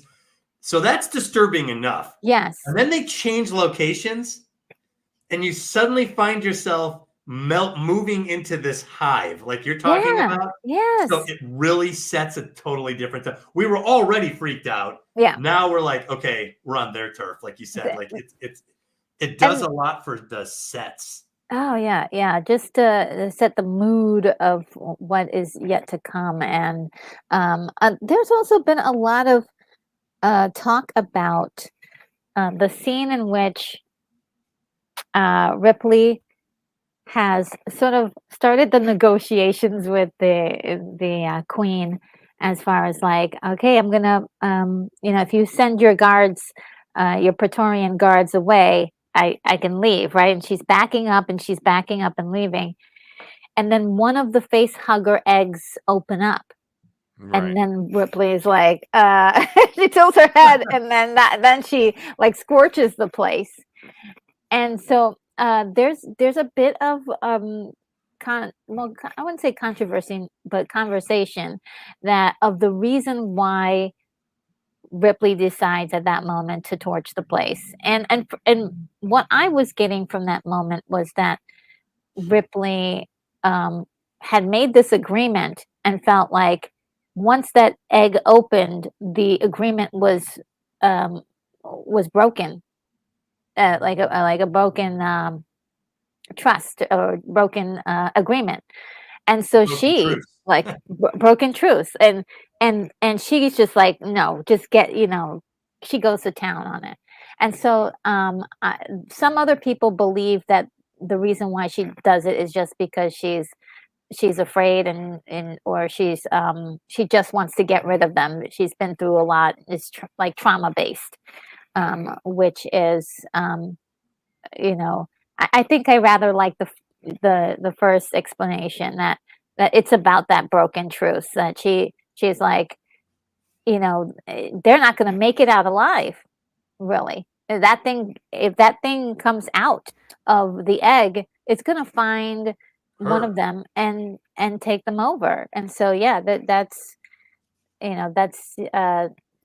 I think that is a broken truce in my book. But it is because, like you said, they established the truce when she aims the flamethrower, and then the queen calls off her Praetorians. Truce, and Ripley's backing up at that point. Everything's going well. The Praetorians are kind of backing away, and then that egg opens, and it's like, and I love when she's like, the head tilt. She's like, okay, change your plans. I'm going to annihilate you. Because the idea is that they would have all been annihilated by the nuclear explosion anyway. Right. And so she she would didn't know need that. to kill everything. Right. Yeah. But I see PTSD there. She is like, I hate you. I hate you. Every time she pumps, she's firing into the egg sack. Like, she is in elimination mode. And she's not messing around. Ripley. Yes, I mean, that was one of my assessments of Ripley at the very beginning of this movie, because she has those recurring nightmares of having a chest burster come out, to the point where you're not really sure if she really had that first conversation with Burke or not, because right in the middle of it, she starts, she has that moment, and she keeps having that reoccurring nightmare. And obviously it's she's completely like traumatized because of her experience. Yeah. And so, yeah, that would make sense for her to do it. Maybe it's a combination of both moments, both things happening at once. But it was kind of satisfying too, because you're like, yeah, get her, get him. Yeah, because she just unleashes chaos from a weapons point of view. I mean, she uses all of her bullets. I love the scene where, like, you could see her head vibrating and you see the counter going down. And I'm like, man, all bets are off. It's a perfect. And she's like tossing bombs and everything. Yeah, she throws all the grenades in there. But I'll tell you what, if I was captured by an alien and I saw Ripley coming after me, I'd be like, oh, you guys are screwed. I'm saved, man. I got the golden ticket. I'm out of here. Yeah. PH for $10. Thank you very much, PH. Thank you very much. PH says, do you think using the hero's journey for a character and the heroine's labyrinth for another on the same script might be feasible, or is it too much? them being the protagonist couple, for instance. What do you think about that, Doug? Absolutely feasible. In fact, I see it a lot more than I first did. The more I'm studying, the more I can see hero's journey tropes for some characters and heroine's labyrinth tropes for others. So Wreck-It Ralph is a great example. Ralph leaves his native culture. He goes on a journey. Vanellope, she doesn't leave. Her problems are right there in her native culture. She has a masked minotaur with Turbo and the King Candy, whereas Ralph is fighting the aliens of a foreign culture in the bug hunt and hero's duty. And aliens and Alien have a little bit of hero's journey elements in that the heroine leaves to go confront. She leaves her native culture like a hero would to go confront a militant outsider, in this case, a xenomorph or a queen alien. However, that's not the only villain. We see in both movies, there is a masked minotaur. There is a second villain in both films. Ash must be unmasked. Burke must be unmasked. Ripley does this in both movies. She unmasks the native culture villain, Ash and Burke, and she defeats the foreign insect-like villain in the Alien and then the Queen Alien in Alien. So Ripley pulls double duty in both films, and I think that's part of why these films work so well. So introducing the hero's journey, remember, the hero's journey is totally archetypal as well. So if you can bring aspects of the hero's journey into your story and they work, keep them in there. And if the heroine's labyrinth is working, keep it in there. My story, the book I wrote, started as a hero's journey because at the time I bet the farm on it. But once I started studying heroines, I moved it. I was like, I'm following these other steps, and that solved my story. But I have a wise mentor character, usually absent in the heroine's labyrinth, very present, very used in the hero's journey. So definitely you can use both. The key is, does it work? That's always going to be the final judge. Does it work? Does it make your story better? All right. Well, what else do we need to say? Well, let's see. Did you have some other notes, Retro? It sounds like you had some. Oh, well, hey, Brianna, I'm glad you're back. Hi, There's a lot going on. All right. I know. It's not dollars. I know. I said dollars. I know. Well, We accept all currency. It's actually Brazilian.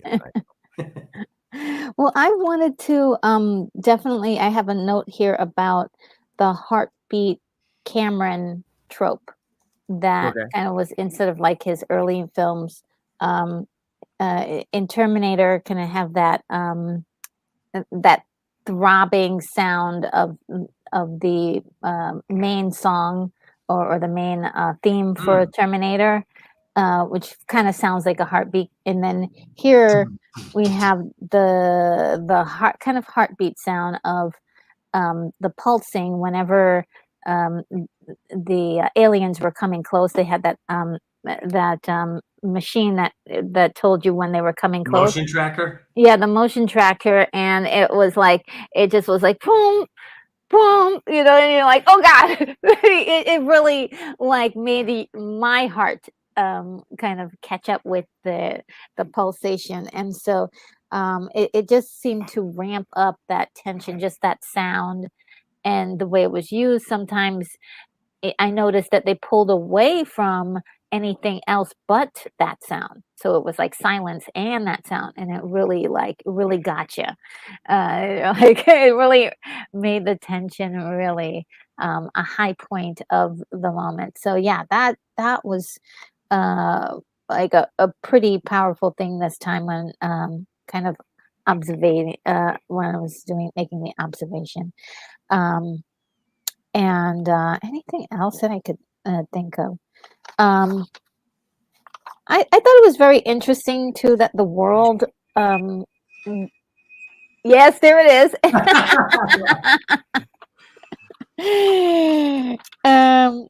That LV-426 was very much a planet itself in transition.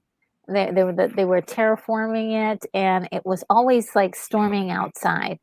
It was lightning striking, raining constantly. So it kind of made you feel like, just even the world is is going through a change of some sort, transforming itself. I So, think Yeah, that's that's a a great good point. point, When 'cause, you're talking about, I made that. That's an interesting point because you saw this planet in Alien, the original, mhm, and it's not like when they say, "Oh, it's been terraformed." You see it like Genesis in Star Trek 2. You don't see it as an idyllic Eden planet. So they yeah, say it's been terraformed, it's but you're troubled. really right. Yeah, It's still very much in transition. yeah, yeah, it's almost like Genesis in Star Trek 3, where it's Right. Yeah. breaking Right. down, Right. you know. yeah. That's Not suitable for life, right. or and so yeah, it did seem like sort of a doomed place in the first, it just in general. So A I doomed love, place. I like that. yeah, yeah. I just felt like that. Like, oh, you're going into trouble as soon as you hit the planet. At least hope. Welcome aboard. Yeah, it's definitely an unforgiving environment. And what's funny is in Alien, it was even worse. It had all that like silica flying around, and this one though, like it has an atmosphere, Yeah. from the atmosphere processor. So it's like primordial weather. Yeah, yeah. And also like just even the introduction of that planet, or us going to that planet, which again reminds me, has like Starship Troopers feel to it, as Mhm. like dropping down on the planet, like actually having the characters drop down on the planet, and it's like, it's shaky, it's not stable at all. It's a nightmare. And pretty much, and another if you remember in Starship Troopers, that is how they ended up going to one of the planets and they fight the bugs on, that is that they do a drop ship. So I Oh think there was yeah. a lot more things that were taken from those characters in Starship Troopers. So yeah, what a great movie. So I think that's all I have. There may be some other little notes, but I think you guys really hit on like most of the incredible stuff. And those were some things that I noticed, um, that you guys hadn't mentioned yet. Well, I've been thinking too, almost against my will, of Bishop as the Beast as ally. It just keeps kind of turning around in my head, and he might be a great example of that. The more I think about it, there's that whole sequence. One of my favorite sequences. Oh, with the knife. Well, with the knife. Well, what I was going to say was at the end. One of my all-time favorite sequences in terms of how something is filmed. Ripley does this incredible rescue of Newt. Incredible. She goes into the aliens' nest. She comes out. She unleashes chaos in there. She comes out, and there's panic with the elevator. She comes up. She notices the other elevator's coming up, and then there's this scene where she's standing on the platform. Oh yes. She's holding Newt, and she's just kind of looking around, and the whole world's coming apart behind her. The apocalyptic imagery there, and she's waiting. Bishop's gone. And then the elevator opens and there's just smoke. And then you just see the mouth of the queen for one split second. And it's all like, oh. And then the queen kind of comes out and she goes, "Close your eyes, baby." Like, she's yes. She's done. She did all of this. And when Ripley says that, it's like, she doesn't have any more moves. She's done. And so she was going to wait for the queen to kill her. Yeah. And then you get Bishop come up, and I don't know why this freaking hits me every time in the thrills. Bishop comes up behind her, and it's Newt who goes, "Look!" And then she like keels over when she looks behind her, and it's really dramatic. And then Bishop lowers the thing, and there's this one split second shot of Bishop in the cockpit, like strained, and he's looking down at her just for one split second. And then she like climbs. It's the most desperate looking rescue. And I get so excited when I see it. Oh, it's such a great. like in the hero's journey, that's the help unlooked for. That she's getting help from the outside. Yep. That she was not expecting to have. It's a little bit different because she was right. It's in that. But that's when in the hero's journey. That's Han Solo showing up. Yeah, the last man. Yeah, that is it. Yeah, that's what that is.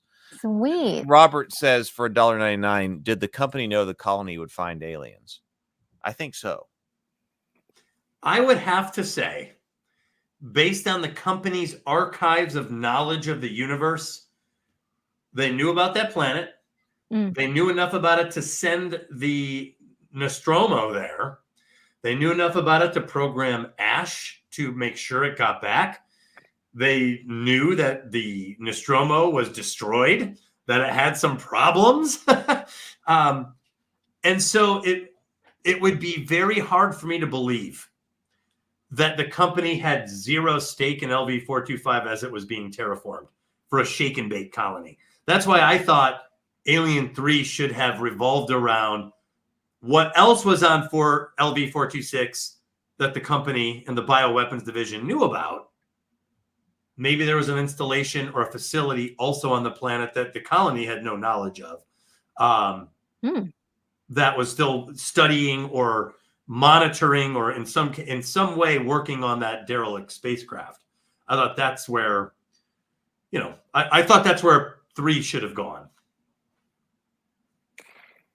Yeah, I think there are so many different ways that you think. I can think of at least 4 different ideas for aliens that I just haven't seen yet, which is at least someone trying to tackle this as a problem and seem like a realistic thing, except for like sending some poor team out there to get killed or sending a colony to be killed. Oh gosh, now it's so funny because now in my mind I can only see this movie is basically Starship Troopers, because there was a colony on Starship Troopers that they left out there in the middle of nowhere. Didn't get. I was saying the same thing. Retro. I was like, I need to go watch Starship Troopers after watching this. I was thinking the same thing. I was thinking the same thing. I'm like, wait a minute, there was a colony out there that they did this to, and just like somebody smart to say,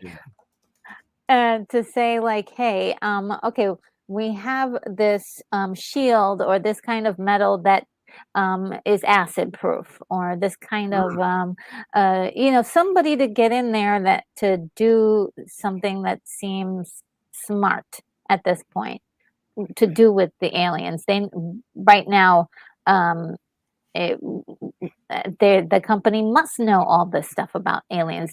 They must know how dangerous they are and the different levels of their formation. So this is where I'm like, it would just be nice to watch something smart. And it's weird. Like, one of the most enjoyable things that I watched was definitely the movie that for Aliens versus Predator. It was silly, but there was a lot of the Predator is not. They don't go out without a fight, and their world is fascinating too. You learn a lot about their world. So that is. I just want somebody to match up with the aliens a little bit more, instead of just aliens always going to win, except for when Ripley shows up. Well, we do have Alien Romulus coming out. Yeah. Did you see the trailer to it? Oh, no, I saw something about Alien Romulus, but I didn't know that was actually real. No, it's real. I saw the trailer. It looked good.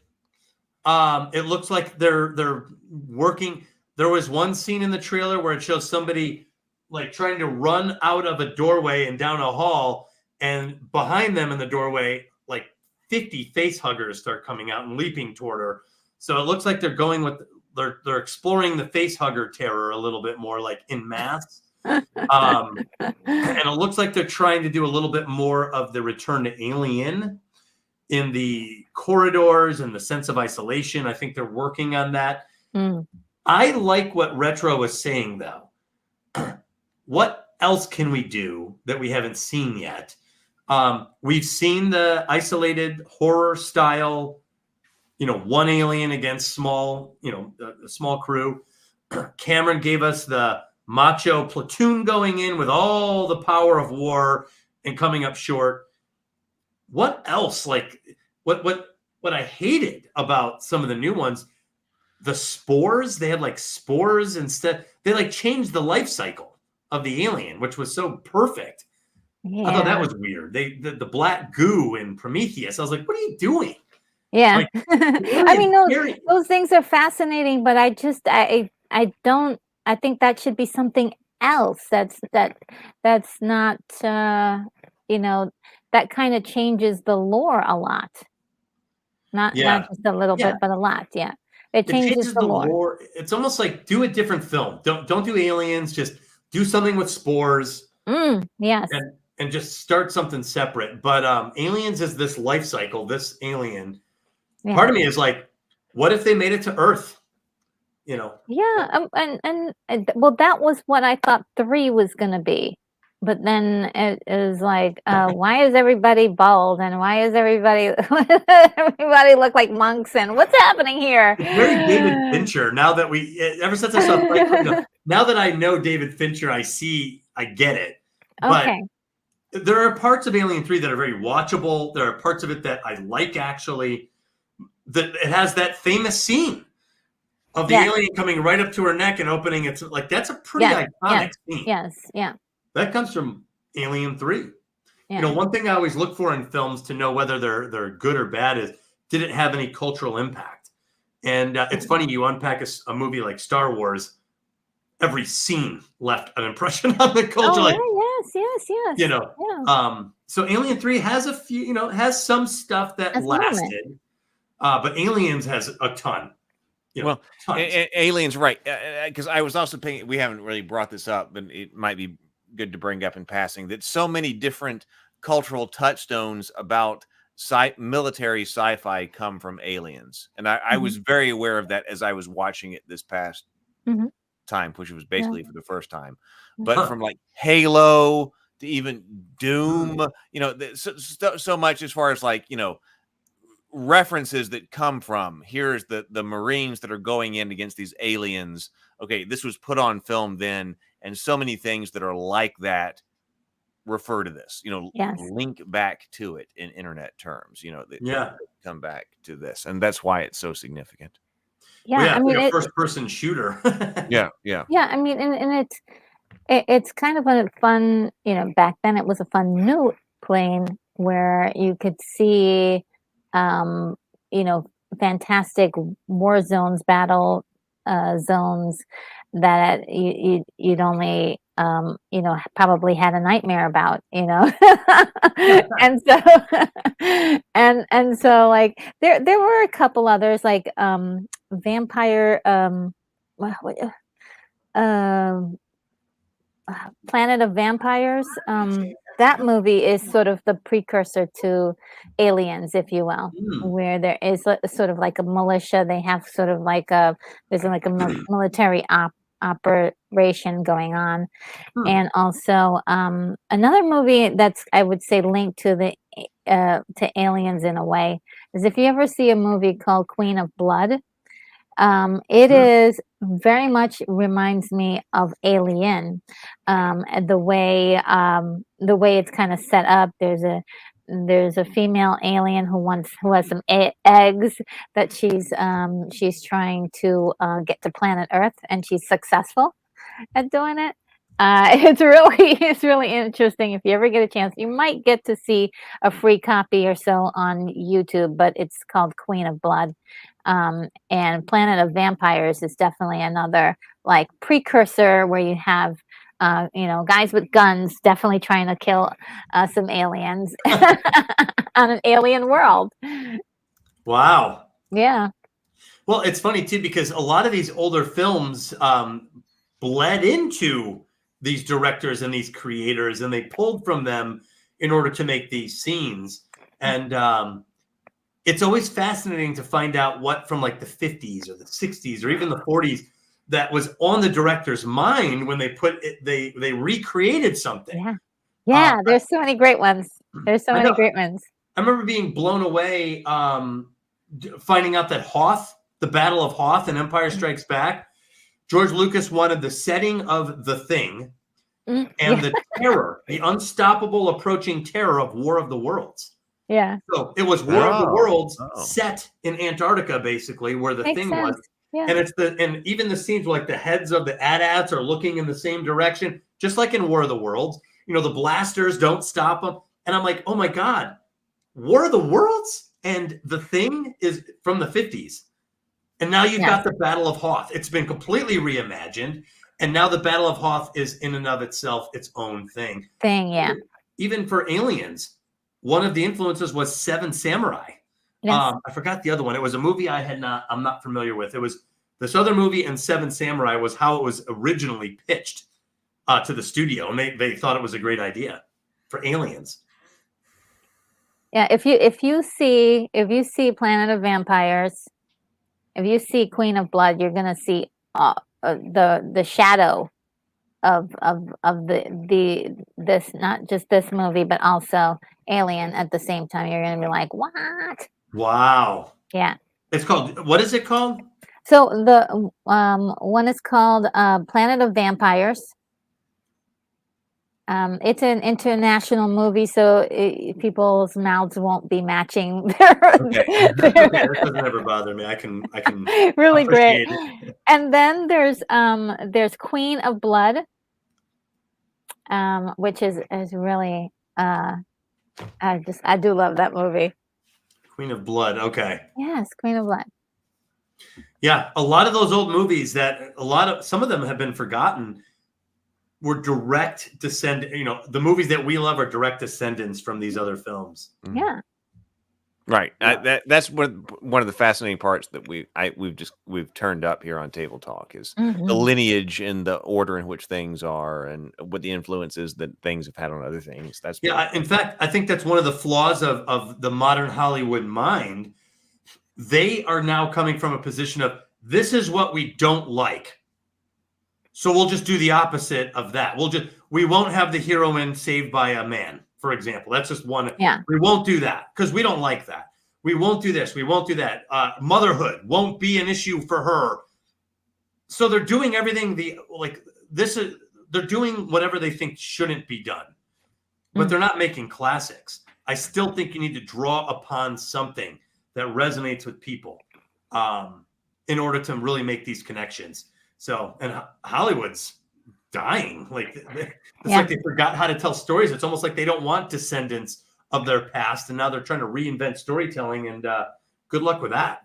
You know? Yeah, it's very. Some of the stuff that I'm hearing is just depressing and sad. Especially the fact, we talked about it before about the motherhood issue. I mean. Some of the greatest people in the world are mothers and fathers. Like, why? How did that that's the whole reason why we're here was because of a mother and a father or something to do with that. The combining of the two. You don't have to have it to have a heroine. You don't have to have her focused on motherhood. You don't have to do that. You don't have to have a male hero focused on fatherhood. But you shouldn't say that you can't ever do it because that's a mistake. Yeah. If you are a creative person and you think you could tell a story about a heroine who doesn't care about motherhood, then tell us the story. If you do a good job, we're going to love your story too. And we'll add it to our canon. We'll discuss it. We'll talk about it. Silence of the Lambs. Yeah. Wasn't about motherhood. She was upset because she tried to save a lamb and the lamb died. She abandoned the lamb while trying to escape with it, and that motivated her to become an FBI agent. Oh, wow. Works great. It's a great story. It has nothing to do with motherhood. It might mirror a maternal instinct, but you could tell another story that is missing it. My whole thing is don't tell us what we can and can't do as creatives. That's that's the thing that kind of, because I think I love all different types of stories. Like Barbarella is definitely not a mom in that movie, but I like her little adventure. She has adventures all over the the planet that she's on, and it's really kind of fun and cheeky. But Yeah. yeah, I mean, it's just fun. What happened to fun? Fun, And yes. let's have some, you know. Yeah, I mean, there's a million things about being human that all work. There are ones that work a lot, and there's ones that work less so. That doesn't mean you shouldn't, not focus on those either. Moana has nothing to do about motherhood. Yeah. I love Moana. She's a great heroine. So I anyway, haven't seen that one yet, so I don't know. oh, you haven't seen Moana? You have not seen Moana? No. Oh, I'm retro. Moana's great. Yeah, Oh, yeah, Moana's you are great. And we did an episode on it, so you can watch that after that. Okay, Well, yes, I'll have to. 2016, so it's at least 8 years old now. So Okay. is there a threshold where it becomes retro? I would usually 10, but yeah, Okay. I could watch it. I could watch it.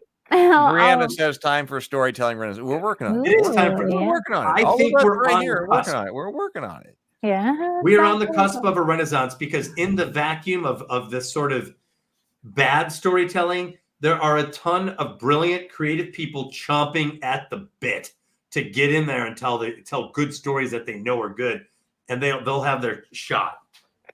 So we are Yeah. close. Yeah. Remember, George Lucas showed up at a time when Hollywood.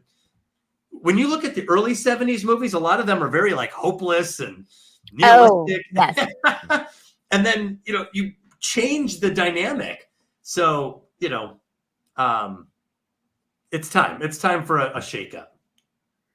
But I don't like some of the stories that are being told now. I don't mind. It's just I don't like the idea of telling people that they can't make the stories that they want to tell. Totally. And whether and yeah, that's pretty much it. Yeah, that's pretty much it. I want people to be able to be creative and explore that completely in the way that they want to.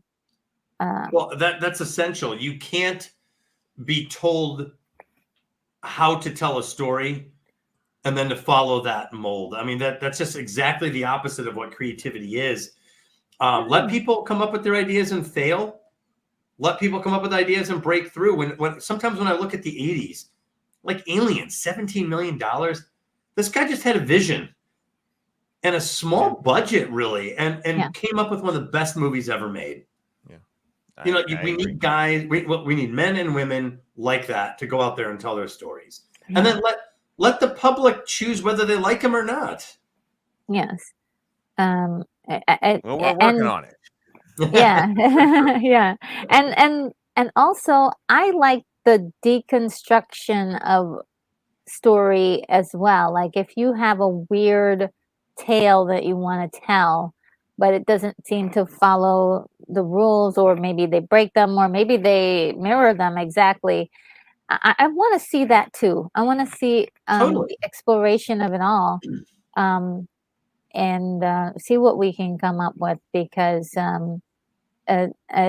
creativity, especially with AI looming as sort of like, oh, let's let the AI be creative. What about the humans? I think we need to be creative too. So Absolutely, yeah. AI can only do so much, and I know it's gonna get better, but oh yeah, I just don't think AI can do what a human can do. I don't think like AI is going to write a best picture screenplay. I still think you need to have a vision, and that's what AI will never have. Its own vision of something that is based on a million movies that you fell in love with as a kid, a million comic books that you read, this book, that book. I'm synthesizing all of these things. When I'm writing, I'm bringing Star Wars and Jane Eyre into the picture. Like AI is not doing that. Only I can do that. So, and only I will come up with the stories that I'm going to come up with. And Retro and Heath and Brianna, only we're collecting points for the things that appeal to us that we want to see in stories. So AI will never quite have that. yeah. Was there anything else that needs to be said, or is this kind of a wrap on Aliens? I just want to say in 1 minute or less, the score to Aliens is one of my favorite scores of all time by James Horner. Yes, James It was Horner. written under great distress. Horner and Cameron did not get along. It was viewed at the time as an end, like they would never work together again. And of course, they did for Titanic. Yeah. Aliens was nominated for an Academy Award, by the way, for Best Original Score. So, and to this day, I have it on vinyl, and I have the extended version on my playlist. I can listen to the entire Alien soundtrack and absolutely love it. The military, it's got some of the greatest desperation music ever written with James Horner. So anyway, I just want to give a little nod to the soundtrack there because it's one of my favorites. And I did have a special place in my heart for the beginning of like the opening score that was used for the opening. I thought that was especially very beautiful when they find it plays during the time that they find Ripley in the ship. Oh, in the opening sequence? Yeah. Oh, yeah. It's so pretty. Horner does a good job he does like this echoing. He has like this echoing sound he does. And then some very classic like Hornerisms where like, bling, like he has these like alarming, jarring sounds he'll put in there. But he'll put the snare drum in there. But the spooky stuff when they're in sub-level 3, I'll never forget being that 10-year-old kid watching Aliens for the first time. And that like music, it's just like a horn, like a single horn going up and then going down. And I was like, I'm scared. The music is scary. Yeah. Setting is scary. Like I am totally terrified. Yeah. I'm not sure what this means, Daniel. I'm going to call it out. I'm not sure what it means. Daniel says not included. I feel challenged. Guess I'm going to have to write a book that gets recognized by the group. Well, if you write it, come on Table Talk. We'll talk about it. I'm not sure exactly what that means, but hey, if you've got it, then we'll talk about it. Absolutely. I hope he's kidding. I hope he's kidding because no, I hope so too. But in the event that you're not, like if you got it, then let's bring it on. Yeah. Yeah, we're just a lot of people in the chat, and Daniel, you probably are one of them. Are creative people and are creating their own ideas and stories and even RPG games and all sorts of different things. So, the next generation of writing is still yet, we're waiting.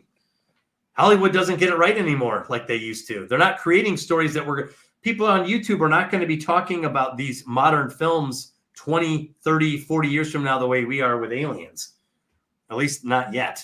It's not happening. No, I don't think so either. Yeah. We're trying to make stuff though. Yeah, I mean, because and specifically in the 80s, there was something magical in to do with filmmaking in general. As I'm like looking back at a lot of the different eras, of course, there's been incredible films all the time, but something happened in the 80s that just like exploded. In one big year was 1984. That was insane. There were so many movies that are just memorable.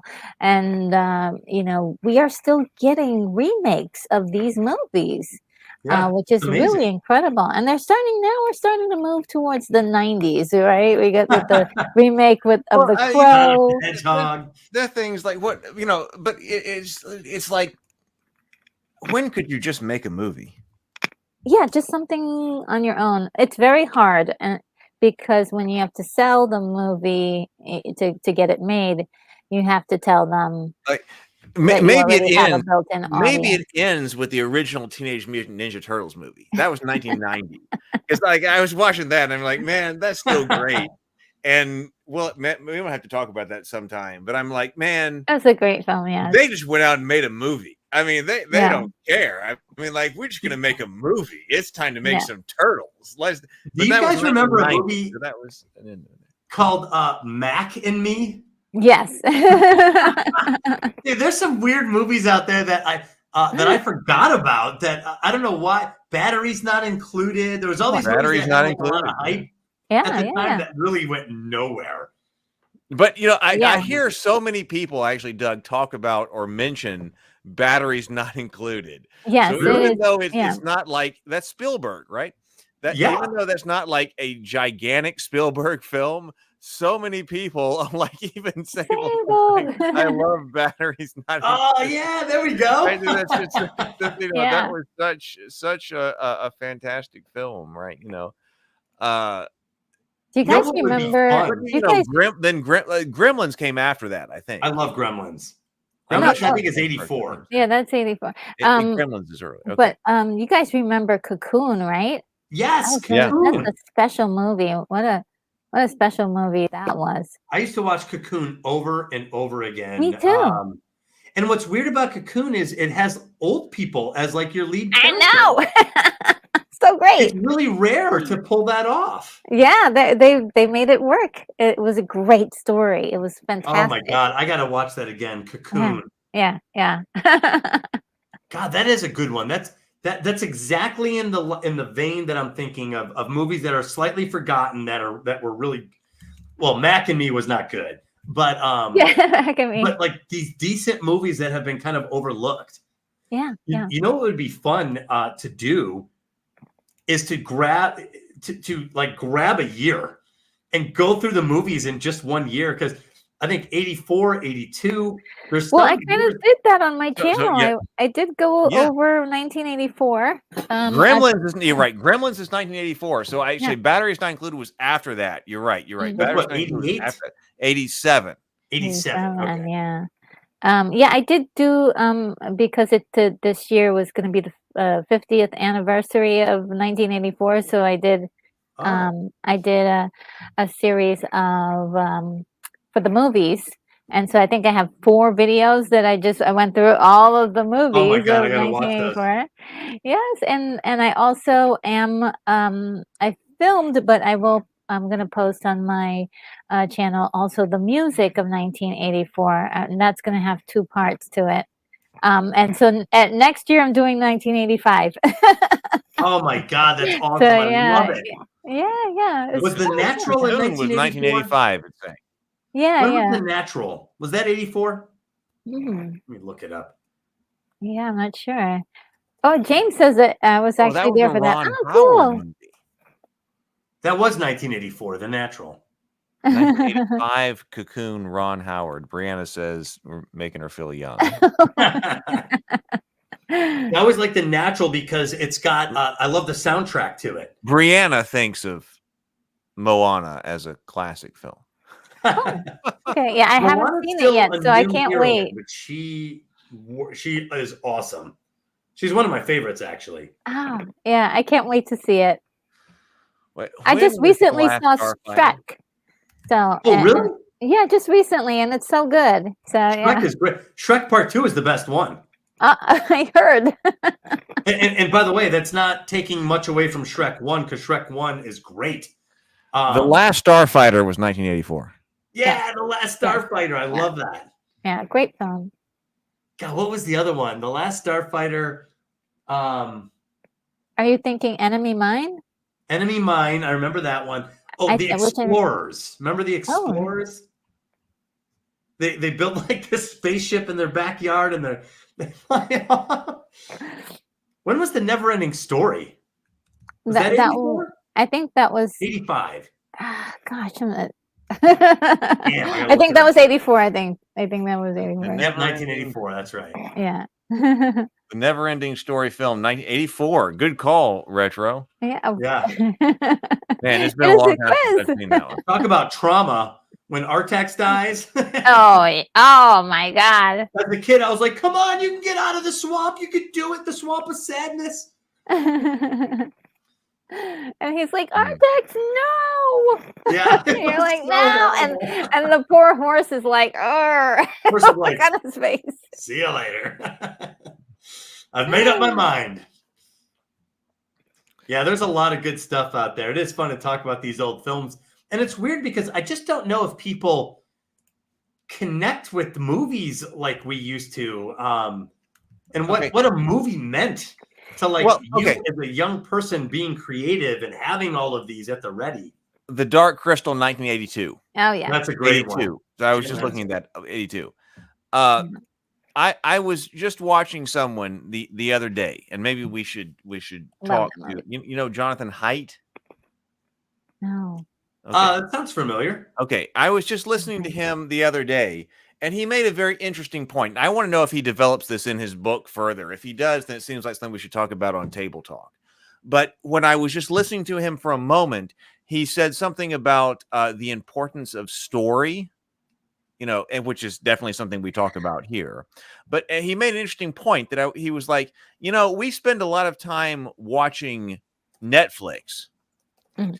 Yet how many of us would say that we wish Netflix never existed? And it's like almost none of us. I mean, generally speaking, Netflix, that brought us a lot of great stories. Mm. But then he was comparing that to, let's say, TikTok. And he's saying we also watch a lot of TikTok, but how much of us would say that we wish TikTok had not existed? And he was saying like a lot of us. So what's the difference between watching Netflix and watching? Maybe I didn't articulate this well, but what he was articulating, it seemed to me, and I want to look at this further. But it seemed like, what's the difference between spending a lot of time watching Netflix versus spending a lot of time watching TikTok? And he seemed to say that one of those people seemed to like more. That like we don't regret the time we spent watching Netflix. We do regret the time watching TikTok. And what's the difference between TikTok and Netflix? And I just saw like 3 minutes on that or something like that. But I'm going to have to take a look at his next book or something like that. Because I think TikTok is really less substantive. Mhm. Yeah. You can spend the same amount of time watching Netflix and the same, as that you spend watching TikToks. That sounded like the argument he was making. And that you regret the time you spend watching TikTok more. That would be really interesting, especially if it had something to do with the nature of storytelling, which would be part of what we talk about here on this channel. So I want to look at that more. Yeah, because I think intrinsically, like, humans just love stories, and so there was a TikToker who did I don't know how many parts of a story that she did, but it was WTF Did I Marry? and it was like I think 80 TikToks or something really long, and so it was a long form content broken up into those little pieces, and people were addicted to it because it was a story that they were following for a long period of time. So I think there is something to storytelling that really gets us involved, gets us interested, gets our mind going. What's the next alien movie? What happened to those aliens that are in space? We want to know. Like, we want to know all this stuff. I would be fascinated to watch that because I don't see a lot of that. I mean, that'd be fascinating if that happened but I don't see. Yeah, she did something very unique. She told a long form story in this short burst, and it really made a big impact on the platform. But a lot of people are leaving or trying to figure out how to get their followers from TikTok over to YouTube so they can make longer form content.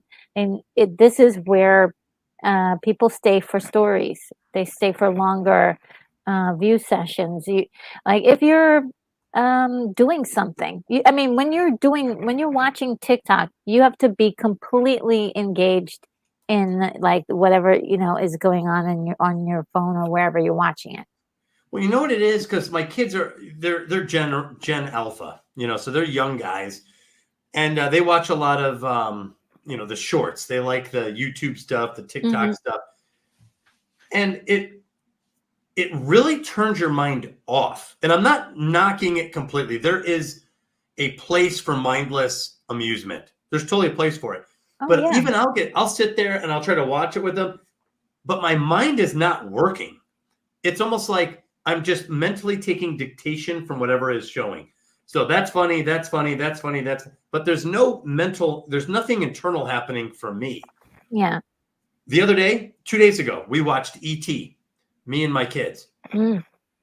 I was in tears multiple times. I'm going to admit, because for multiple reasons. One, just the movie. When E.T. When I think E.T.'s dead, I'm like, oh God, that is sad. E.T. didn't make it. and then also I was crying. I got teary-eyed a couple times because I was like, there's nothing today that is as magical as E.T.? Well, you don't get that out of shorts. You just Yeah. don't. You do not Well, get you magic definitely don't get it shorts. out of shorts. But I was like, this is how lucky was I? That was 1982. That I grew up, I had E.T. Like this is the brilliance and the storytelling, and a lot of it holds up just great. The kids loved it. The I was music. like, man, why aren't we making classics like this for kids, for families? Like, I don't know. Like, I feel like a lot of it's missing. Yeah. Well, I do. I feel. Yeah, I mean, it feels like an old guy when they say this, but I know that like when my brother was talking about my nephews, he was like trying to get them to watch the original Star Wars, and he was like, they can't watch this. This is too slow. Like they cannot sit here and watch Star Wars. That's not something they're do. And I'm like, what kind of world do we live in when like you're a pre-adolescent boy and you can't watch Star Wars? Like, Star Wars no longer makes the cut. Right. I don't know. Well, so like I got two little guys, and I'm a movie guy.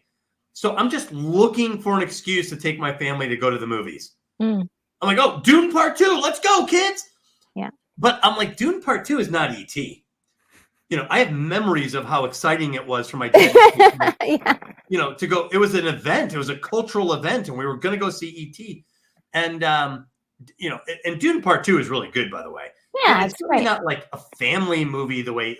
So I'm like, man, where are the other movies for my kids? Like, I'm waiting for the greats. I'm waiting for them. And they did have some, Trolls, whatever number it is now, came out, and people really went to take their kids to see that movie, and it did well at the box office. It's just, Which one? Yeah, that's what I'm saying. Trolls something. I forgot what number it was. But the latest Troll movie, and so it's kind of forgettable in the zeitgeist. Instead of being like, you guys got to see this, it's so good, it make you cry. Like, remember when The Little Mermaid came out and people were going crazy for that movie? The people were singing it everywhere. It was just insane how many people were just loving that movie, and it didn't matter how old they were or what sex you were. People just loved it. Also, Frozen. Remember when Frozen came out for the first time? That was the a big way one. it was just like, it was just, it took over. It took over. It was everywhere. You couldn't stop people from singing that song. Yeah, I know the song. Yeah, and it's that the iconic thing that we used to get. Maybe it's just that all of us are separated into different factions now. Maybe, more people are doing this, more people are doing some. We don't all do the same things together, but even with word of mouth to say, guys, you got to watch this. And, like The Matrix is one of those movies that was like, when it came out in the box office, it didn't do that great. It did okay, but it was in the replay in a home box office that really it blew up because people were like, "Oh my God, have you seen The Matrix? Oh my God, everything in there is so cool!" And it's that excitement that I guess we need another epic franchise or something, or somebody with a great idea to do that. I think Barbie almost came close. Barbie was in the mix. It did something. Barbie was Top Gun Maverick. I mean, Top Gun Maverick. Maverick was great. Yeah, it did. There was something special going on there. And they're just so few and far between now. It is few and far between. There are flicker. So here's the thing. I don't think that the sacred fire of great storytelling is dead. No. It can't be killed. No. But there is an effort, I feel like, in Hollywood to douse it. So I still think you get some of these breakout films. I still think you have creative visionaries. They're not gone. They're just harder to get to it's harder for that cream to rise to the top, it seems. Yes. But I thought Barbie was a great film. I thought it captured the play of fun and playfulness that was particular to women, especially girls that grew up and remembered playing with these dolls, and there was something there. Maverick was great, but that also is a couple of years old now. Yeah. Fable for $10 says we are culturally ill for numerous reasons, and an ill organism doesn't have the energy to vote to creation.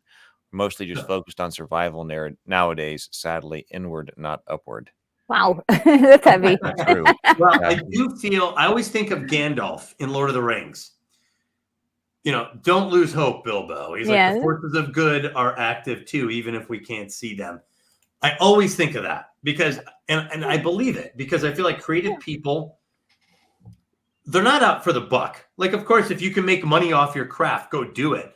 But they also do it because they love to do it. And those people will always be around. They'll always be active. And they're out there too, and they're at work. So I just trust that those people will find their way to the center, even when there's a wall up, even if it's a misguided reason. I just think we're a little hypercritical on things right now. We're a little sensitive about what everything means and what we're perpetuating with every little thing. And I think there's a lot of thought there, and I think it's a little too much, but we'll correct. Yeah, I mean, I there is something happening in pop culture with the audience themselves. That's unique. That's something unique is happening. I can't really verbalize what it is, but we got a lot of people kind of really going at each other right now, and it's really scary on a social front, but also like just looking at a movie and seeing a movie and enjoying that movie. It's becoming harder for people to do that, to just say, oh, like that's just that's just a movie for fun, and not like overanalyze. Okay, there was a subliminal plot here. This person, all sorts of different things that may be overanalyzed. But also, I mean, part of the fun too is going into like the analyzation. So it is, like I don't mind like over analyzing something or seeing something where there are subtle messages and that can be or lessons that can be learned. So I think we'll get there one day. Right now it's just we're on the awkward growth spurt for humanity. That's a great way to say it. Awkward growth. We get through it. Yes. We'll get there, and I think we'll know when we're there too. We'll get this kind of sudden surge of great stories, great films. Yeah. And we might even look back at some of the stories that are out now that maybe we don't know about, or maybe we know about, but see them in a new light. I always like that when that happens. I always like that, because there are some movies that I've seen in the past, and then looking at them now, I'm like, whoa, wait a minute, where did this amazing storyline come from? I just thought this was a silly movie. Like The Labyrinth was one that I thought was just a simple little movie for kids, and then when I did like my deep dive on it, I was like, whoa. There's a lot there, yeah. I never even saw The Labyrinth. It took a long time. My wife was really into it, and she's like, "You got to see it." When it first started, I just saw David Bowie wearing like spandex, and I was like, "What are we watching here?" Yeah. And then it didn't have a big impression on me the first time, but then she wanted to watch it again, I think for Halloween, so I watched it again, and now I like Labyrinth. I actually like it a lot. So it's really amazing. It is, and like you said, there's a ton to unpack there. Oh yeah, so much. I had like, I don't know, I had like 2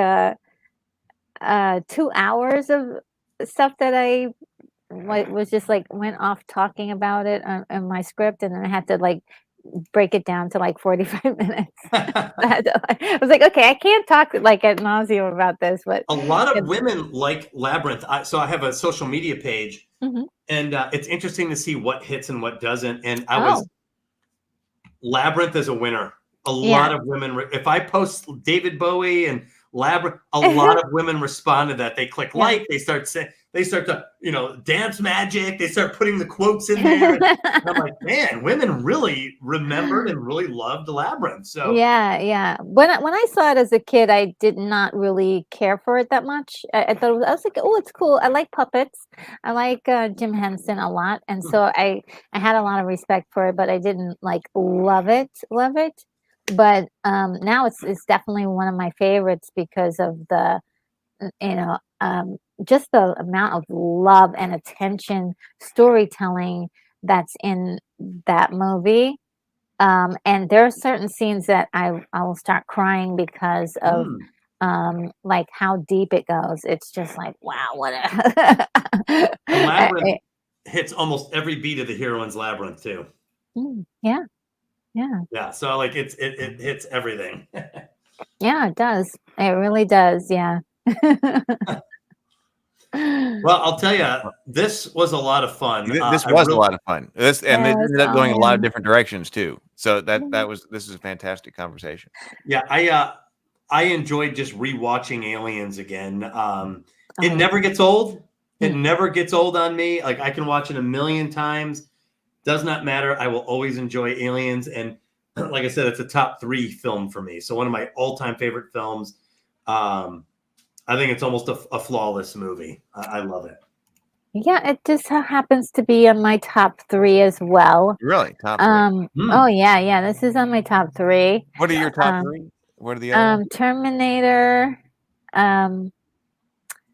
Empire Strikes Back, and this movie. And all right. Yeah, Excellent. my top Mine 3. would be Empire Strikes Back as well.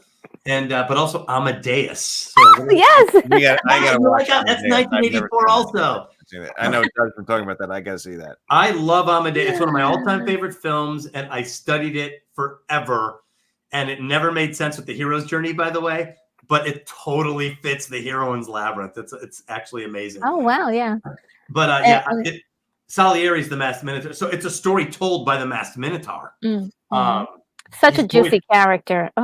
Oh God, Amadeus, it's like the perfect script. The problem is they released this director's cut, which adds all this extra stuff. And I'm like you with, you said you don't like the director's cut of Aliens. I do not like the director's cut of Amadeus.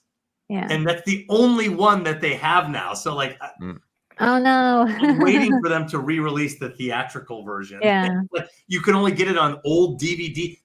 Guess what? You can only get it on the DVD that you have to flip halfway through the movie. That's how old. Oh no. Whoa. It's ridiculous. So anyway, but yeah, the DVDs you have to flip. Oh my God, it takes me back. It's totally outdated. But yeah, Amadeus, Empire Strikes Back, Aliens. Those are my top 3 movies of all time. If I had to die on an island with 3 movies, those would be my 3. All right, we gotta do Amadeus sometime. All right, well, thank you so much for being here. This was a fantastic discussion. I hope everyone in the comments enjoyed it, who was here with us live, and then also who will be with us, on replays and things like this. This was amazing. So we're closing in on episode 100. So this was 97. So here we go. This was episode 97. So getting closer. Season 1. All right, season 1. Season 1 is 100 episodes. So we'll get to 100 episodes. All right, everybody. Have a wonderful evening. I will see you soon. I'll see you in the Discord server. I just posted a link to that in the comments. I will see everybody soon. Hey, it was great seeing everybody in the chat again. I missed you guys. Yes, it's been too long. I've been too long. It's my fault. It's my fault. I got to get back on schedule being here all the time. It's my fault. Later, everybody. Have a wonderful evening. Later.